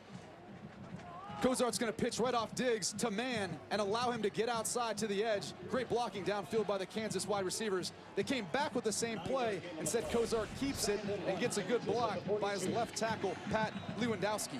Well, they call it, they spotted him a yard shy of the first down, and they give it to man, who now does have the first down at the 36-yard line. Jordan Hicks made the stop. Well, you talk about a young man that's worked hard to get himself back on the field. Number 3 for Texas, Jordan Hicks. He spent 2 years really on crutches and in boots. His most recent injury in Achilles last year. He's the leader of that defense from Coach Strong. Everyone looks towards him in tough times. That'll be a false start against Lewandowski. Hard to overcome those kinds of mistakes. Rick Lumiere. Number 42 of the defense. Well, they got a break. 5-yard penalty. They're going to say the movement came from Blewett, that he forced Lewandowski's movement, so a break for KU and a good call upon further review. And a smart play by Lewandowski. If he does this a hair later, it ends up being a false start. You're right. Instead of offsides. I think Coach Weiss is a smart football coach. He's going to teach his team to play smart. Well, you see the penalty yardage. Kansas absorbing the greater of it, 6 for 37 yards. With curl, and that pass was off mark for Nigel King. He was just running a simple curl, and Cozart threw him an airmailed fastball high and away. Tim, it looked like a curl route. What it was actually a little return route, but he wasn't able to finish the end of his route. Cozart kind of rushed the throw, became inaccurate from it. 2nd down and 5. Out of the shotgun with Corey Avery in the backfield next to Cozart. They really need points on this drive. More than halfway through the 3rd quarter. Field position has been theirs much of this game. They've done nothing with it to this point, and Cozart launches himself ahead to within about 1.5 yards to 2 yards of the sticks. 3rd down and 2 coming up. Tim, Texas knew that play was coming. I heard all the way up here in the press box them calling out option, option, option. KU might have to change up some of their signals here once they get off the field after this drive.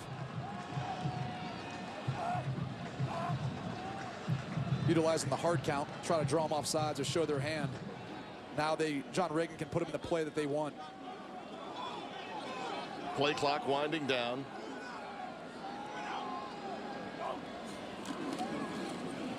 Oh, a great cut by Avery. And they have the 1st down at the 20. Did you see that little start and stop off that maneuver? He read it beautifully.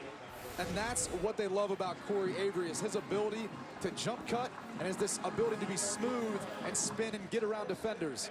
He demonstrated it right there. Mann's got the majority of the balls so far today, but when Avery comes in, he's somewhat of their home run hitter. We should mention, too, these are young running backs, freshman and a junior college transfer. They lost their 2 best, Brandon Bourbon and Taylor Cox, within 24 hours of each other during summer workouts. There's that deep out that's caught by Harwell. Inside the 10 to the 9, Quandre Diggs makes the stop. And the previous drive ended this way when they got into the red zone. Unfortunately, it was a tip ball that ended up getting picked off, but he was going to the right spot. 1st and goal for Kansas from the Texas 9, trailing by 13.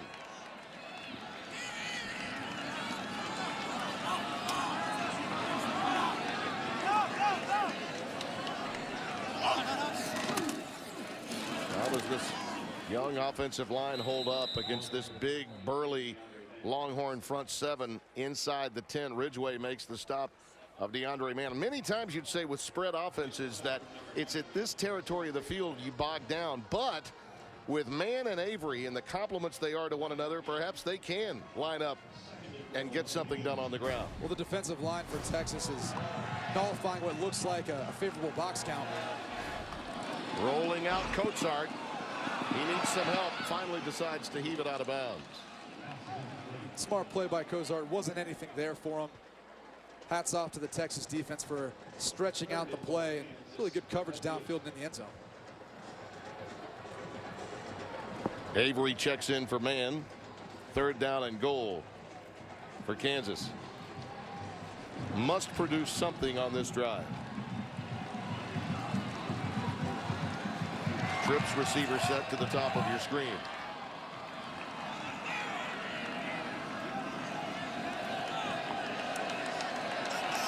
I expect him to do something towards the. You gotta have to talk timeout here. Yeah, there was confusion, no doubt about it. A timeout well worth taking, though. 3:30 remaining here in the 3rd quarter. Trailing by 13, the Jayhawks on the doorstep. That is a stat fact that must change after this play. Look at that. 28 plays, nada for the Jayhawks, and they have a 3rd down and goal here. What do you anticipate, Brady? Well, the biggest decision here is who they want to work, which matchup they want to work. I would personally rather work on Duke Thomas versus Diggs. All right. But, you know, they like the height advantage, but they're playing so far off, they're going to have to throw something short in front of them. And we've got a pre-snap flag coming down. Looks like we have preliminary indication false start. False start. Number 41 of the offense. 5-yard penalty. Third down. Jermaine Mundine, the guilty party. As John Reagan, the offensive coordinator that you've mentioned. He and Ron Pallas, the quarterback's coach. They are, in fact, the play callers for Charlie Weiss. He surrendered that as this program went to the spread. There's Ron, himself a Notre Dame quarterback. Tony Pearson now has come into the game. He joins Corey Avery. It's right there to the 5-yard line. Pearson has it, but that penalty really hurt. And it's 4th and goal. What do you do? Well, if you kick a field goal, it's still a 2-score game, but I feel like you have to take the points. You have enough time, or you can rely on your defense to stop any momentum if they don't intend to get it here. It looks as though they had made up their mind before they ran the last play that they were going for it. Avery, the lone setback.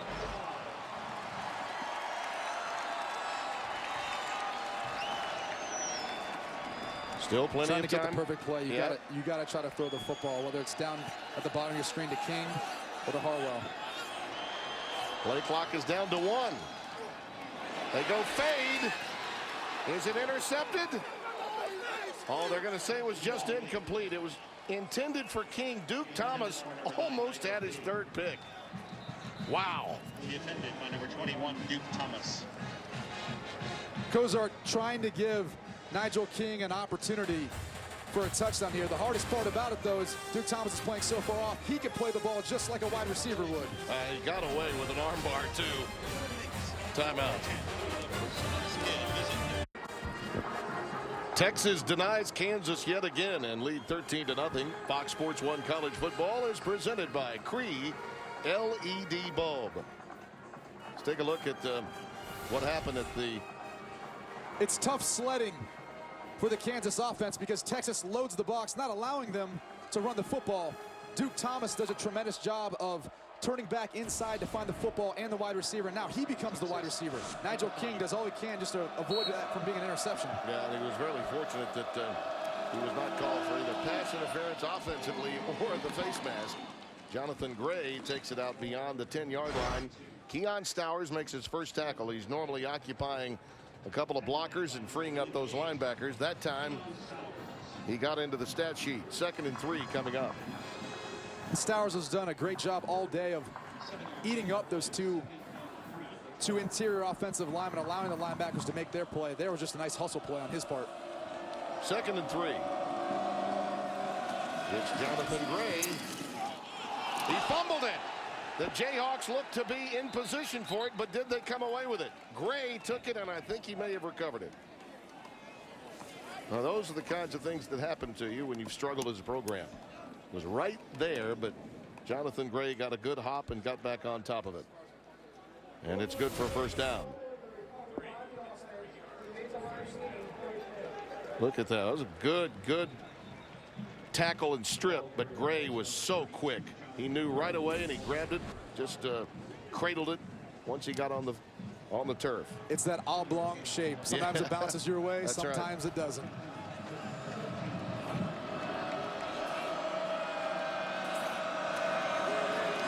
On first down, Gray again.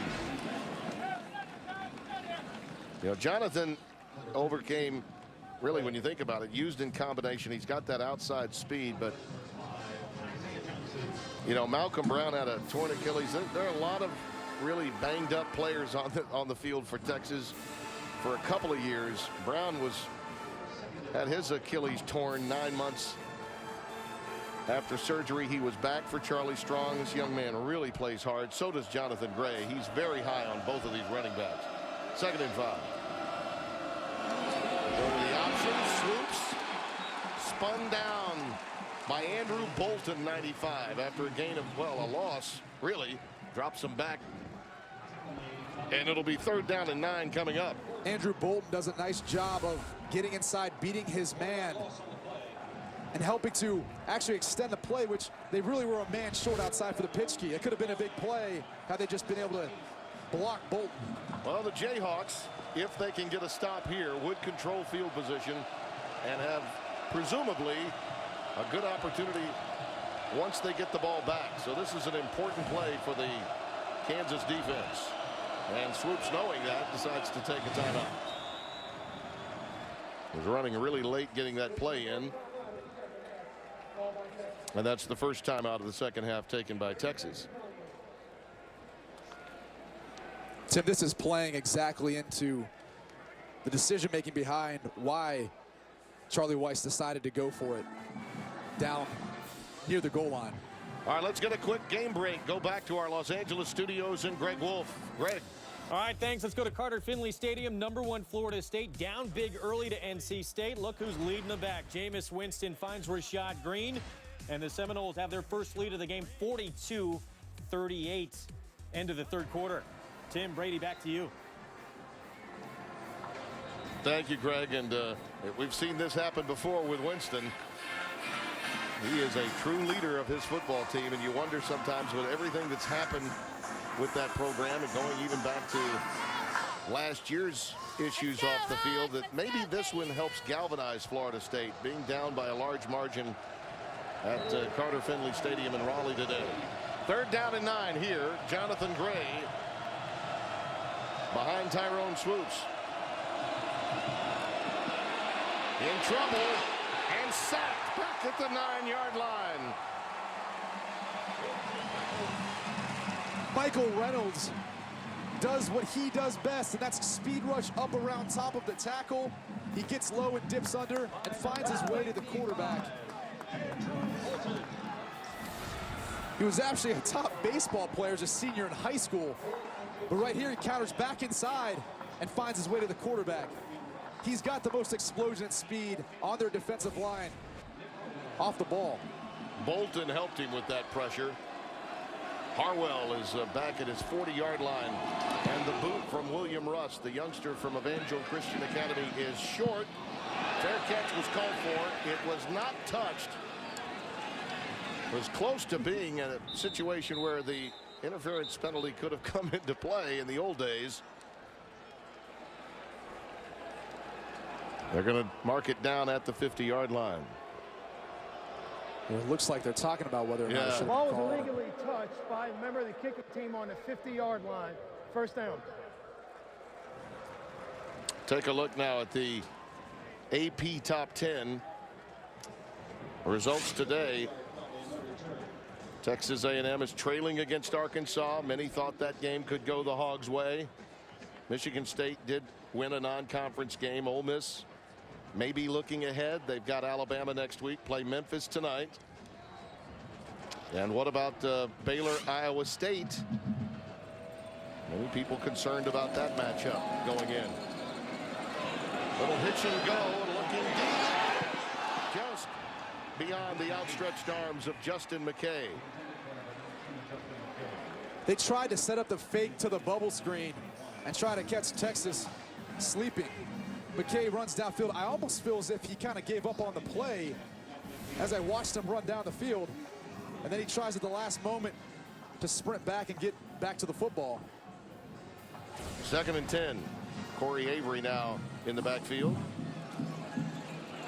look at him run. That's a first down. That surprised the Texas defense. Jason Hall makes the stop as we close the third. Ridgeway very slow getting up for Texas.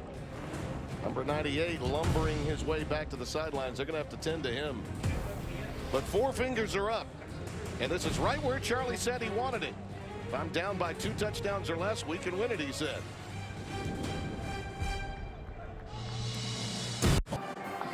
Picturesque hill offset from Memorial Stadium is the Campanile, a bell tower that normally rings to signal the beginning or the end of classes in Lawrence, Kansas. We bring you back inside Memorial Stadium as we begin the 4th quarter. No bell ringing, but we shall see, Brady Quinn. It looks as though things from a tempo standpoint are right where Charlie Weis wanted it. He just hasn't gotten the execution he needs.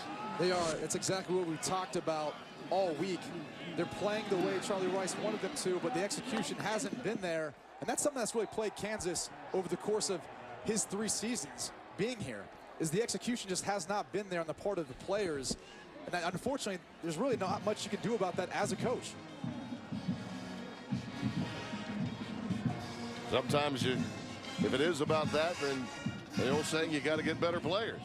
They got to execute. I'm sure that's the argument on the other side of that story. Corey Avery's in the backfield.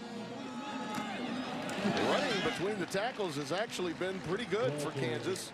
They've bogged down in the passing game and certainly in the red zone. And on this side of the field, they just haven't been able to get anything going from a positive standpoint. In those negative plays, be it a false start, a turnover, that has really thwarted their efforts much of the afternoon. Avery's been a nice changeup. He's been slippery in the running game so far. 3rd and 6. Out pattern is caught, but I think shy of a first down is Nick Harwell. Cozart right there led him maybe a little bit too much, but it almost looked as if Nick Harwell didn't even know where the sticks were. Yeah. He doesn't really make an attempt to stick the ball out or turn upfield. Well, 3rd down there. Well, 4th down and a short 2. It is Avery that's in the backfield with him. Cozart giving the offensive line the new call, trying to get the best play possible. Yet another snap in Texas territory where they've scored nothing. Flags down, Cozart down, shy of a first down. Malcolm Brown, big number 90. They've got a Big Mac and a Little Mac on the offense and the defense, and Big Mac made the play there. See what the flag is all about. Illegal chop block, number 65 and number 78 of the offense. Mike Foul will be Smithberg declined. First down. is guilty, and once again the Jayhawks are turned away on the plus side of the field. Well, Brady, it's time for our Nissan Heisman Watch. Who's on your ballot these days? Well, Marcus Mariota has been one in particular that I think he's been leading the way for Oregon. He's completing 74% of his balls. They're going to be tough to beat for the rest of the Pac-12. Todd Gurley had a fantastic game today, proved again why he's, to me, the best college football player in the country. Kenny Hill's been outstanding, filling in for Johnny Manziel, and Everett Golston counting for 11 touchdowns, running and passing, and no interceptions. Streaking down the sidelines, pass is incomplete, and here comes a late flag. Pass was intended for Lorenzo Joe. A lot of jostling going on in the secondary, and it appears that McDonald may be called for interference here. Pass interference, defense, number 12. The penalty's 15 yards from the previous spot. It was tight First coverage down. on the play. Dexter McDonald was pressed up. One of the things that I saw later in the play, though, was a little pushing and shoving, but it was on both sides. Yeah. Well, Hey, that last grab at the end, but I don't know. you got to call that one. Malcolm Brown is coming to the game. It's first down and 10. Swoopes needs to do a better job of giving his wide receiver a chance. Nothing doing this time. Stopped at the line of scrimmage is Malcolm Brown. Tim, until he completes one of those balls, they're going to continue to fill the box and try to stop the run and force him to be able to let those guys make one of those big plays. The only time that's happened so far today was when he actually got outside the pocket, extended the play, and was able to find Jackson Shipley downfield. Ty Templin is coming to the game at wide receiver. He's flanked to the bottom of your screen. Throws underneath, and that is to number 83, Foreman, who had that big reverse earlier in the game before the fumble took place. Isaiah Johnson makes the stop. Foreman does a nice job of catching the ball and then getting upfield, breaking a tackle, and making it into a more of a third manageable rather than probably 3rd and 7, 3rd and 8 there. Just underway 4th quarter. Texas leading by 13. This Kansas defense has acquitted itself nicely. They've had no help from their offense. They go bootleg. Swoopes trying to get to the edge. He's in trouble.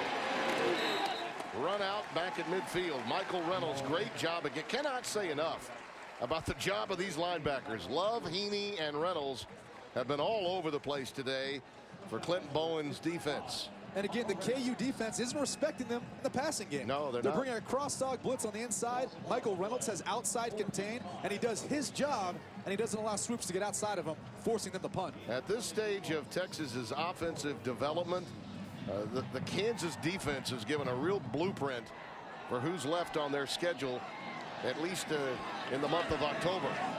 Isaiah Johnson is back deep awaiting this boot, and it'll go into the end zone for a touchback. Can Montel Cozart muster something and the Jayhawks stay away from negative plays? We'll find out.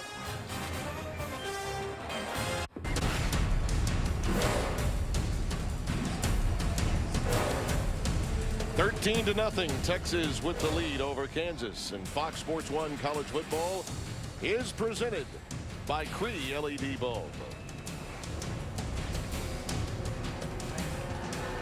First and 10 for Kansas. DeAndre Mann is in the backfield. Look at that. Interception and punt return leading to 18 and 13-yard drives, a combined 10 punts in this game. Cozart's thrown 3 picks. Play fake. Shallow pass is picked off. Make it 4. Jordan Hicks takes it away. And he'll go down at the 28-yard line.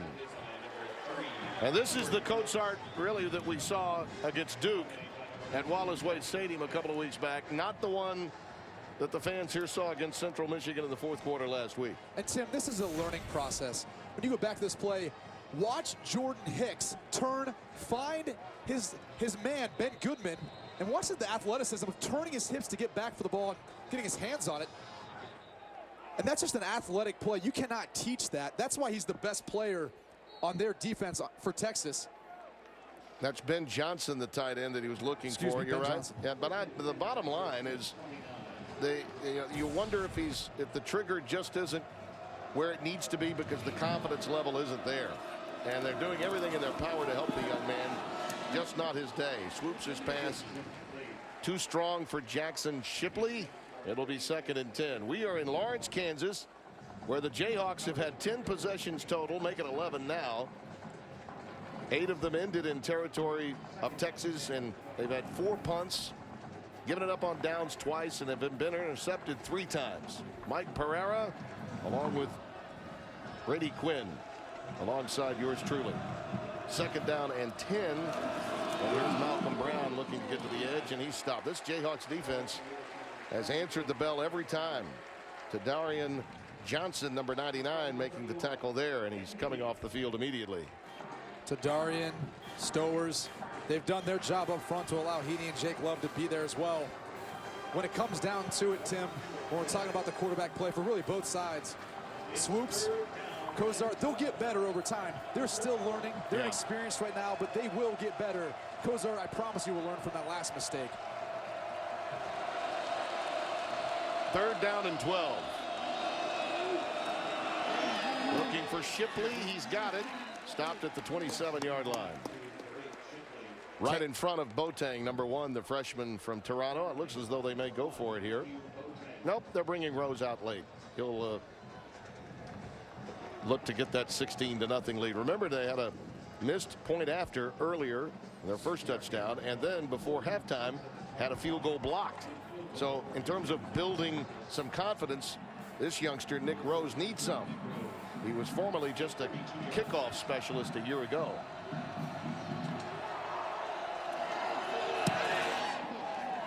This one is true to form. All set up by yet another interception, the 4th of the day for the Texas defense. No way that one should have been thrown. Still 2 touchdowns, 2 two-point conversions away from being back in it. Yes, I've been inside that building more than a few times. Fog Allen Fieldhouse here on the campus of Lawrence. Ran into Norm Roberts at dinner last night, assistant coach to Bill Self, and he mentioned to me, hey, we're having a little workout at 11 in the morning if you'd like to stop by. And Tim, was that asking you to work out with them? No, or just going to observe? No, just, hey, Tim, come take a look. We know you're coming back during the hoop season. I think that's what it was about. No, it wasn't for a workout. Ja'Cory Shepherd is back deep for Kansas.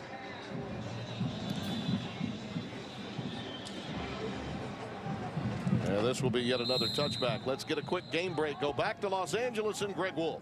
All right, thanks. Cincinnati visiting the Horseshoe. The last time an Ohio team beat Ohio State all the way back in 1921. That does not appear to be in jeopardy now. J.T. Barrett to Devin Smith. Buckeyes added another touchdown. They lead it 30-7 second quarter. Tim, Brady, back to you. Oh, that's a little bit surprising. A lot of people felt that Tommy Tuberville's team might be able to give Ohio State a tussle, but not so. DeAndre Mann is coming to the game in the backfield with Montel Cozart. First down for KU. Running out of time now. Cozart needs a little bit of help. Well, I'm not seeing any receivers come back to help Cozart, and you know it's been a tough day for him already, but in that situation you're flush from the pocket. Brady, some of these receivers have got to come back and help him out. Well, that's the toughest part when you talk about recruiting. You know, guys who are JUCO transfers don't have the opportunity to be with Cozart through an offseason and for a year or two where they can develop that rapport and they can feel that. That's something that, unfortunately, the way KU has had to recruit, it's hard to build that over time. Second down and 10. DeAndre Mann stopped behind the line of scrimmage by Jordan Hicks. This is the previous play. Take a look at what I was saying to you here, and you'll get my point. And as you watch McKay come across, he starts to go back, and that's away from where the quarterback's running. One of the hardest things to do is to throw back across your body, and in fact, you're coached not to do that. So unfortunately, no one was there to help him or help bail him out in that situation. And in a spread offense, that's part of it. I mean, you've got to know that your quarterback could be flushed from the pocket and that you're going to have to come back and help him out. How many comeback receptions do receivers make in quality spread offenses? Tons of them. Cozart runs out of terrain at about the 27-yard line after even more pressure, and it's fourth down and a punt formation coming up. And Tim, it goes back to implementing the spread offense, it being the first season with this offense. A new quarterback to the system. There's so many moving parts that it's hard to put together the type of performance that you want on a week-to-week basis and be consistent with it when everything is so new and there's so many moving parts going around. John Reagan, the offensive coordinator, came over from Rice, where they were running it very well and had been here previously, as we documented at the top of the show. Jackson Shipley awaiting this boot from Pardula. And it is a boomer. We've got flags down. And Shipley again. He had a 41-yarder earlier. And he takes it all the way to the 40-yard line. Another flag comes down, so we could have a block in the back on one sideline and another infraction near the other. So we've got three markers on the field. Tim, it looks like my house. There's laundry all over the field right now. Our old friend Keith Jackson used to say, I see a lot of little yellow hankies.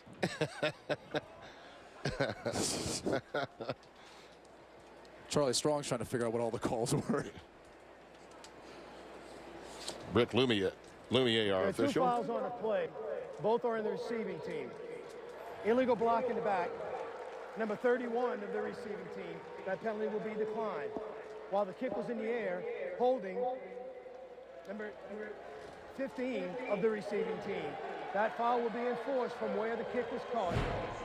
First down. Bryson Eccles, number 15, is guilty of that one. Tyrone Swoopes when we come back.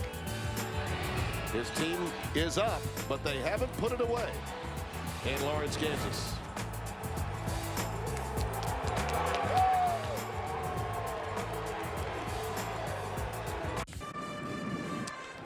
Longhorns leading at 16-0 with Brady Quinn, Tim Brando here in Lawrence, Kansas.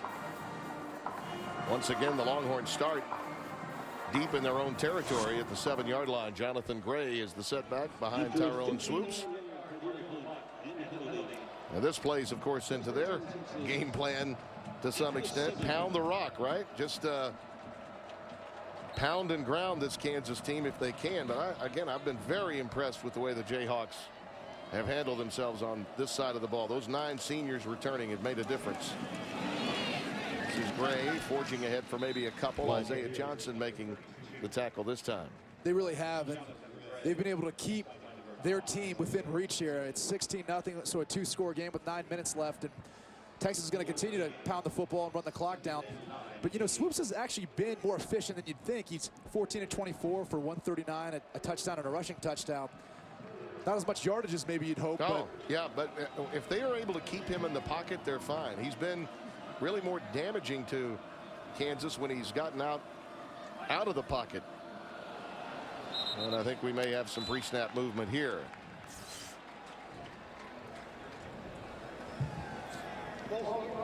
.32 of the offense. Half the distance to the goal. Second down. Jonathan Gray, after there was some movement from the Kansas defense, he was induced into the false start.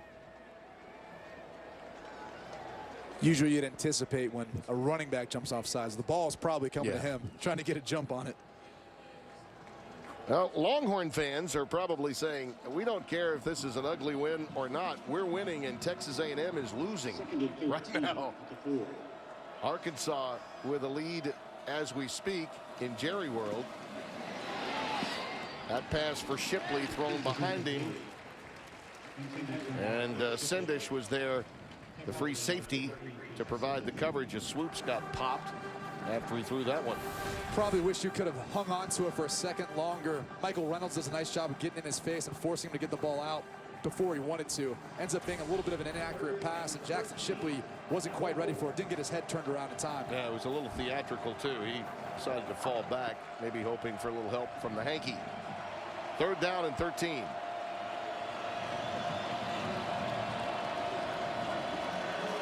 Out of the shotgun and the end zone. That pass is caught right to Harris. Now, that is a big first down for Texas. Now they can really let the clock work. 26 yards and a first down to John Harris. He's been their big play wide receiver. When they need something, they've gone to him. Against UCLA, he actually had what would have been the go-ahead touchdown. And right here, he bails him out on a big 3rd down catch and run. That was on a 3rd and 13. Kansas would have been getting the ball back and in good field position, which they've had a lot of today and not been able to take advantage of it. Here's that naked boot action again. This time the pass is caught to Jeff Swain, number 82. And the tight end lumbers ahead past the 45-yard line to the 48. Heaney again making the tackle after an 18-yard pickup. Yeah, Tim, you know, he played running back and safety actually in high school, and he was converted into a linebacker, so he's used to running around all over the field. He's just doing it in a little more defensive fashion now. He's a throwback, and in space can be nasty. Fear the beard, Tim. On first down, Swoopes pass. A little strong that time for Jonathan Gray. Next, he ran a little pick play there with the tight end, giving Jonathan Gray an opportunity to get over top and force his defender to run through Jeff Swan. I'm curious your thoughts on Charlie Strong and this opportunity that's come his way after waiting such a long time to get a head coaching opportunity. When we have an opportunity to talk about it a little further, Brady, I'd like to get your thoughts. Brown and Gray are now in the backfield on 2nd and 10. Here comes a blitz from the inside. He has to dump it. I've been a proponent of Charlie's a long time. He waited far too long to get his head coaching opportunity. Did a wonderful job for Tom Jurish at Louisville. Is he the right man in the right moment, in your estimation? Without a doubt. He's brought discipline and structure to Texas when maybe some things got overlooked in the past. And to me personally, in the bigger picture, our society could use that. Our society could use mentors and teachers like Charlie Strong who understand these young men need molding as they come up through college in these pivotal years of their life and go off on into the working class, NFL, and society. We need this kind of discipline. 3rd and 10. Swoopes. Well, there's a situation where Harris did come back a little. Pass was incomplete, thrown down near his feet. They'll have to punt it away. Let me say this about Charlie, because I've known him such a long time. If the problem really was a football problem, Texas is going to be in great shape. I have concern that the problem at Texas is that it's beyond just a football problem, that there are too many tenants, too many people, too many donors that have too much influence. And if that's the problem, then Charlie Strong alone can't handle it. William Russ will punt it away. Isaiah Johnson is back deep.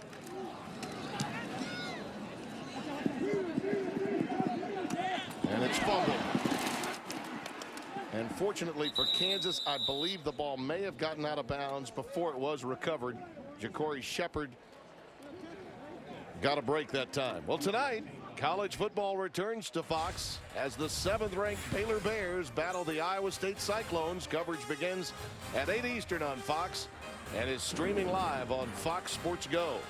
Tell you, Cyclones looked awfully good earlier this year against Kansas State. They played well.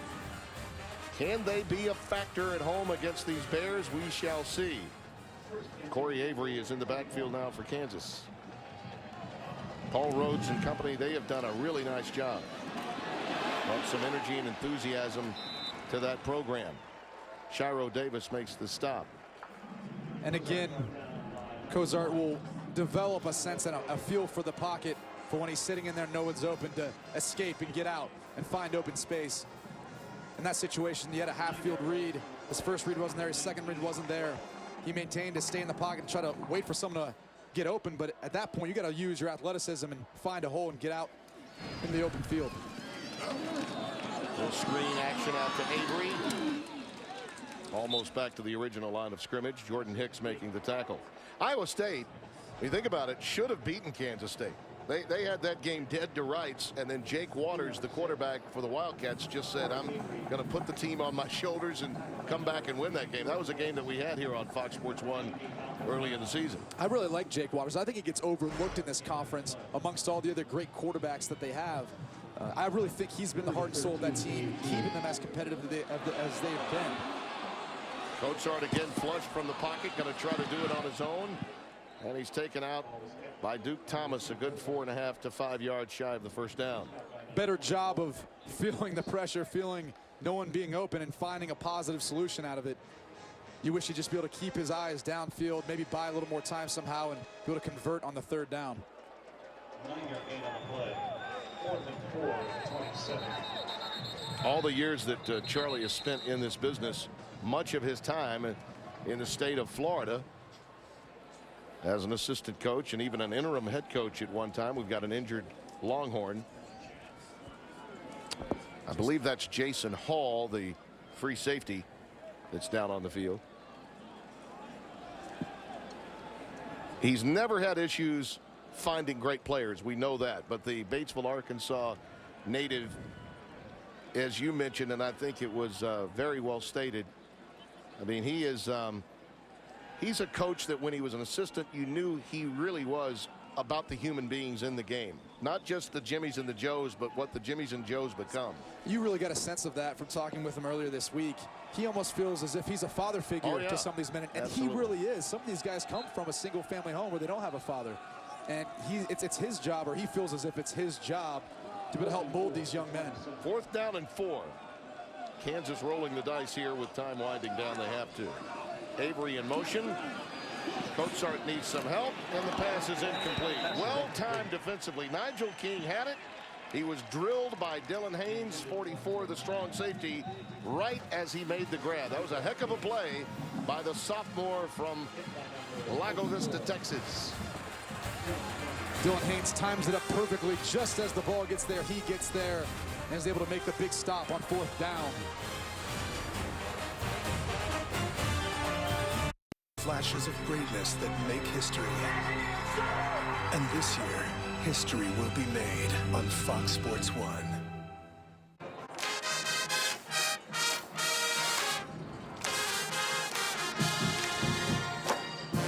Fox Sports 1 college football is brought to you by Cree LED bulb.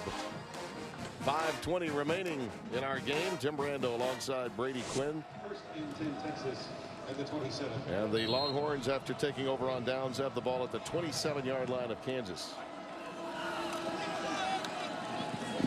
Well, Swoopes just threw that one in the dirt for Malcolm Brown. The Kansas offense. Going back to that last 4th down, as Cozart rolls out, Dylan Haynes has his eyes all over the quarterback like he's taught, and he breaks on Nigel King to get there just in time as the ball gets there. Great play to stop him on 4th down. Yeah, that's exactly the way Vance Befford, their defensive coordinator, would draw it up. You know, they had 5 interceptions coming into this season. Last year, they only had 10 the whole season. You add the 4 today, they've almost matched with the interceptions today the total number they had all of 2013. Malcolm Brown again for about a yard, and that's all. being opportunistic to go along with solid can go a long way in helping you become even better. This is a team that came in ranked nationally 29th in defense, and their sack average 4.5 per game was 6th in the country. They are, at least for the time being, developing a signature under Charlie Strong, which should surprise no one. Defense first. 3rd and 10.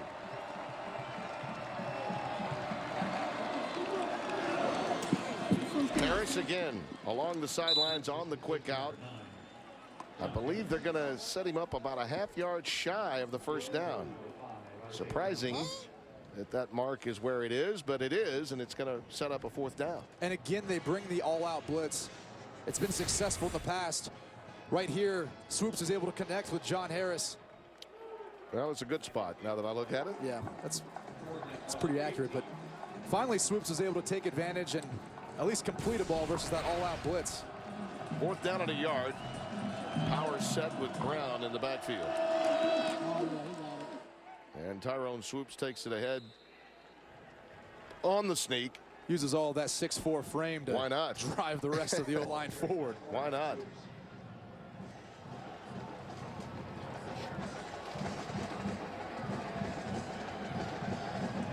And the defensive scheme for Charlie Strong has been simple today. Really has. Really for both teams, and that's something he talked about earlier in the week. He doesn't want to overcomplicate things. He wants to allow his players to play fast and not think. They've come a long way since the BYU debacle. No denying that. They got something out of the UCLA loss. Thought there might be some rust after the time off. That fade pattern is caught for a touchdown, Marcus Johnson. Now that had just enough air underneath it. Over Dexter McDonald. Marcus Johnson with a touchdown for the Horns. An excellent throw by the sophomore Swoopes. They'll start respecting you when you make throws like that. Swoopes puts a perfect ball. We got a holding call. It's coming back. Penalty will be 10 That yards. little yellow hanky. We play first down. But I'll tell you what, when you complete a ball like that, even though there's a penalty, that DB and that defensive coordinator knows it now. There's a late call. Darius James, number 52, backup tackle, the guilty party. They had already struck up the band. That's just a shame. Yeah. Literally a perfect thrown ball. Marcus Johnson does a tremendous job of getting outside and making the tough catch with Dexter McDonald all over him.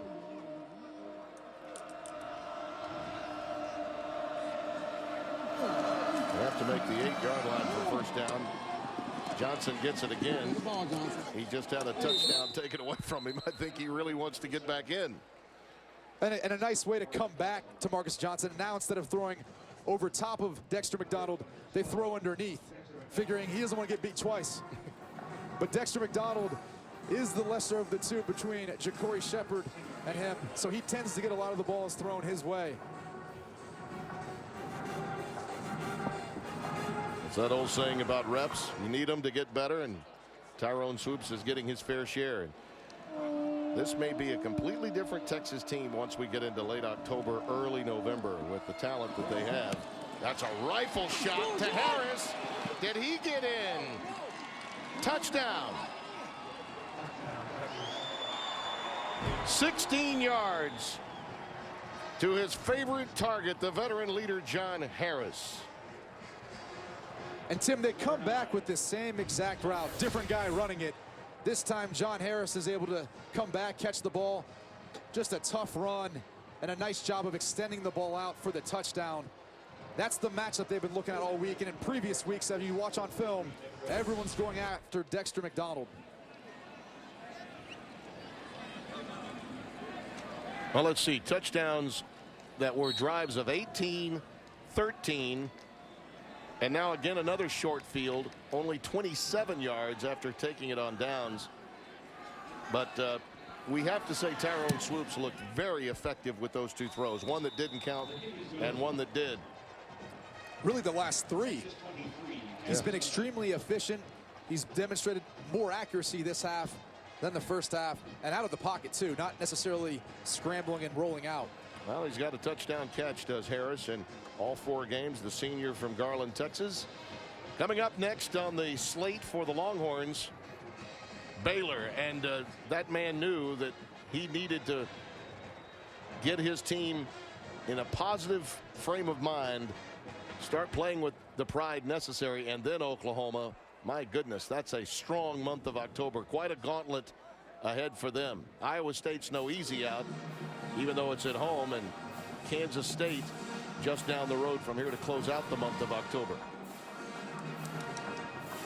And that round robin that the Big 12 plays will be interesting to see at the end of the season how the playoff committee views it as opposed to the conferences with the championship games. Yep. Well, they've had some very well-timed regular season games during the BCS era that happened to be on the same date as the Big Ten championship, the SEC championship, which put in the mindset of at least the BCS and the voters in the coaches poll that at least they were playing the same day. Now, that may not be always there, and certainly we have a different system in place now than we once did. Turnovers the key element in this game to go along with key plays, including this interception by Quandre Diggs right after Kansas had the ball after a turnover. Then Jackson Shipley with a 41-yard punt return leading to this touchdown catch to McFarland, the tight end. And then off the bootleg action, Swoopes, there it is, made it a 13-0 game. Probably multiple guys you could make the case for as far as player of the game. Jackson Shipley's been big in the passing game and punt return, and John Harris on the receiving end for Tyrone Swoopes. And Tyrone Swoopes has been efficient. Yes, he has, in the second half especially. Michael Cummings is in the game at quarterback now, number 14, junior from Killeen, Texas. Handing off there to Joe Deneen, number 29, freshman from right here in Lawrence. Played at Free State High School. So we're still contemplating our player of the game, huh? We're contemplating it. I like that. Nice little tease on your part, Quinn. Just your second game, and you've already learned that. Takes it up beyond the 30 to the 32-yard line. This is what we call the payoff, Brady. Our Right Stuff player of the game is presented by Academy Sports and Outdoors, Jackson Shipley. And he's really been the guy to create a spark and to create some distance between Texas and Kansas on the scoreboard, whether it was with a punt return to set up the first touchdown, the big play to set up the next touchdown after Swoopes scrambled. And he's been there on third down as well, making some big catches to continue to move the chains for this Texas offense. Deneen carries the mail yet again. Got the first down. Paul Boyette Jr. making the tackle. Tim, when you look at Kansas as a whole today, the way they played, it was exactly what the coaches asked for. Yep. Unfortunately, in the end, whether it's just better talent on the side of the Texas or lack of execution, Kansas just can't seem to come away with some of these tight games.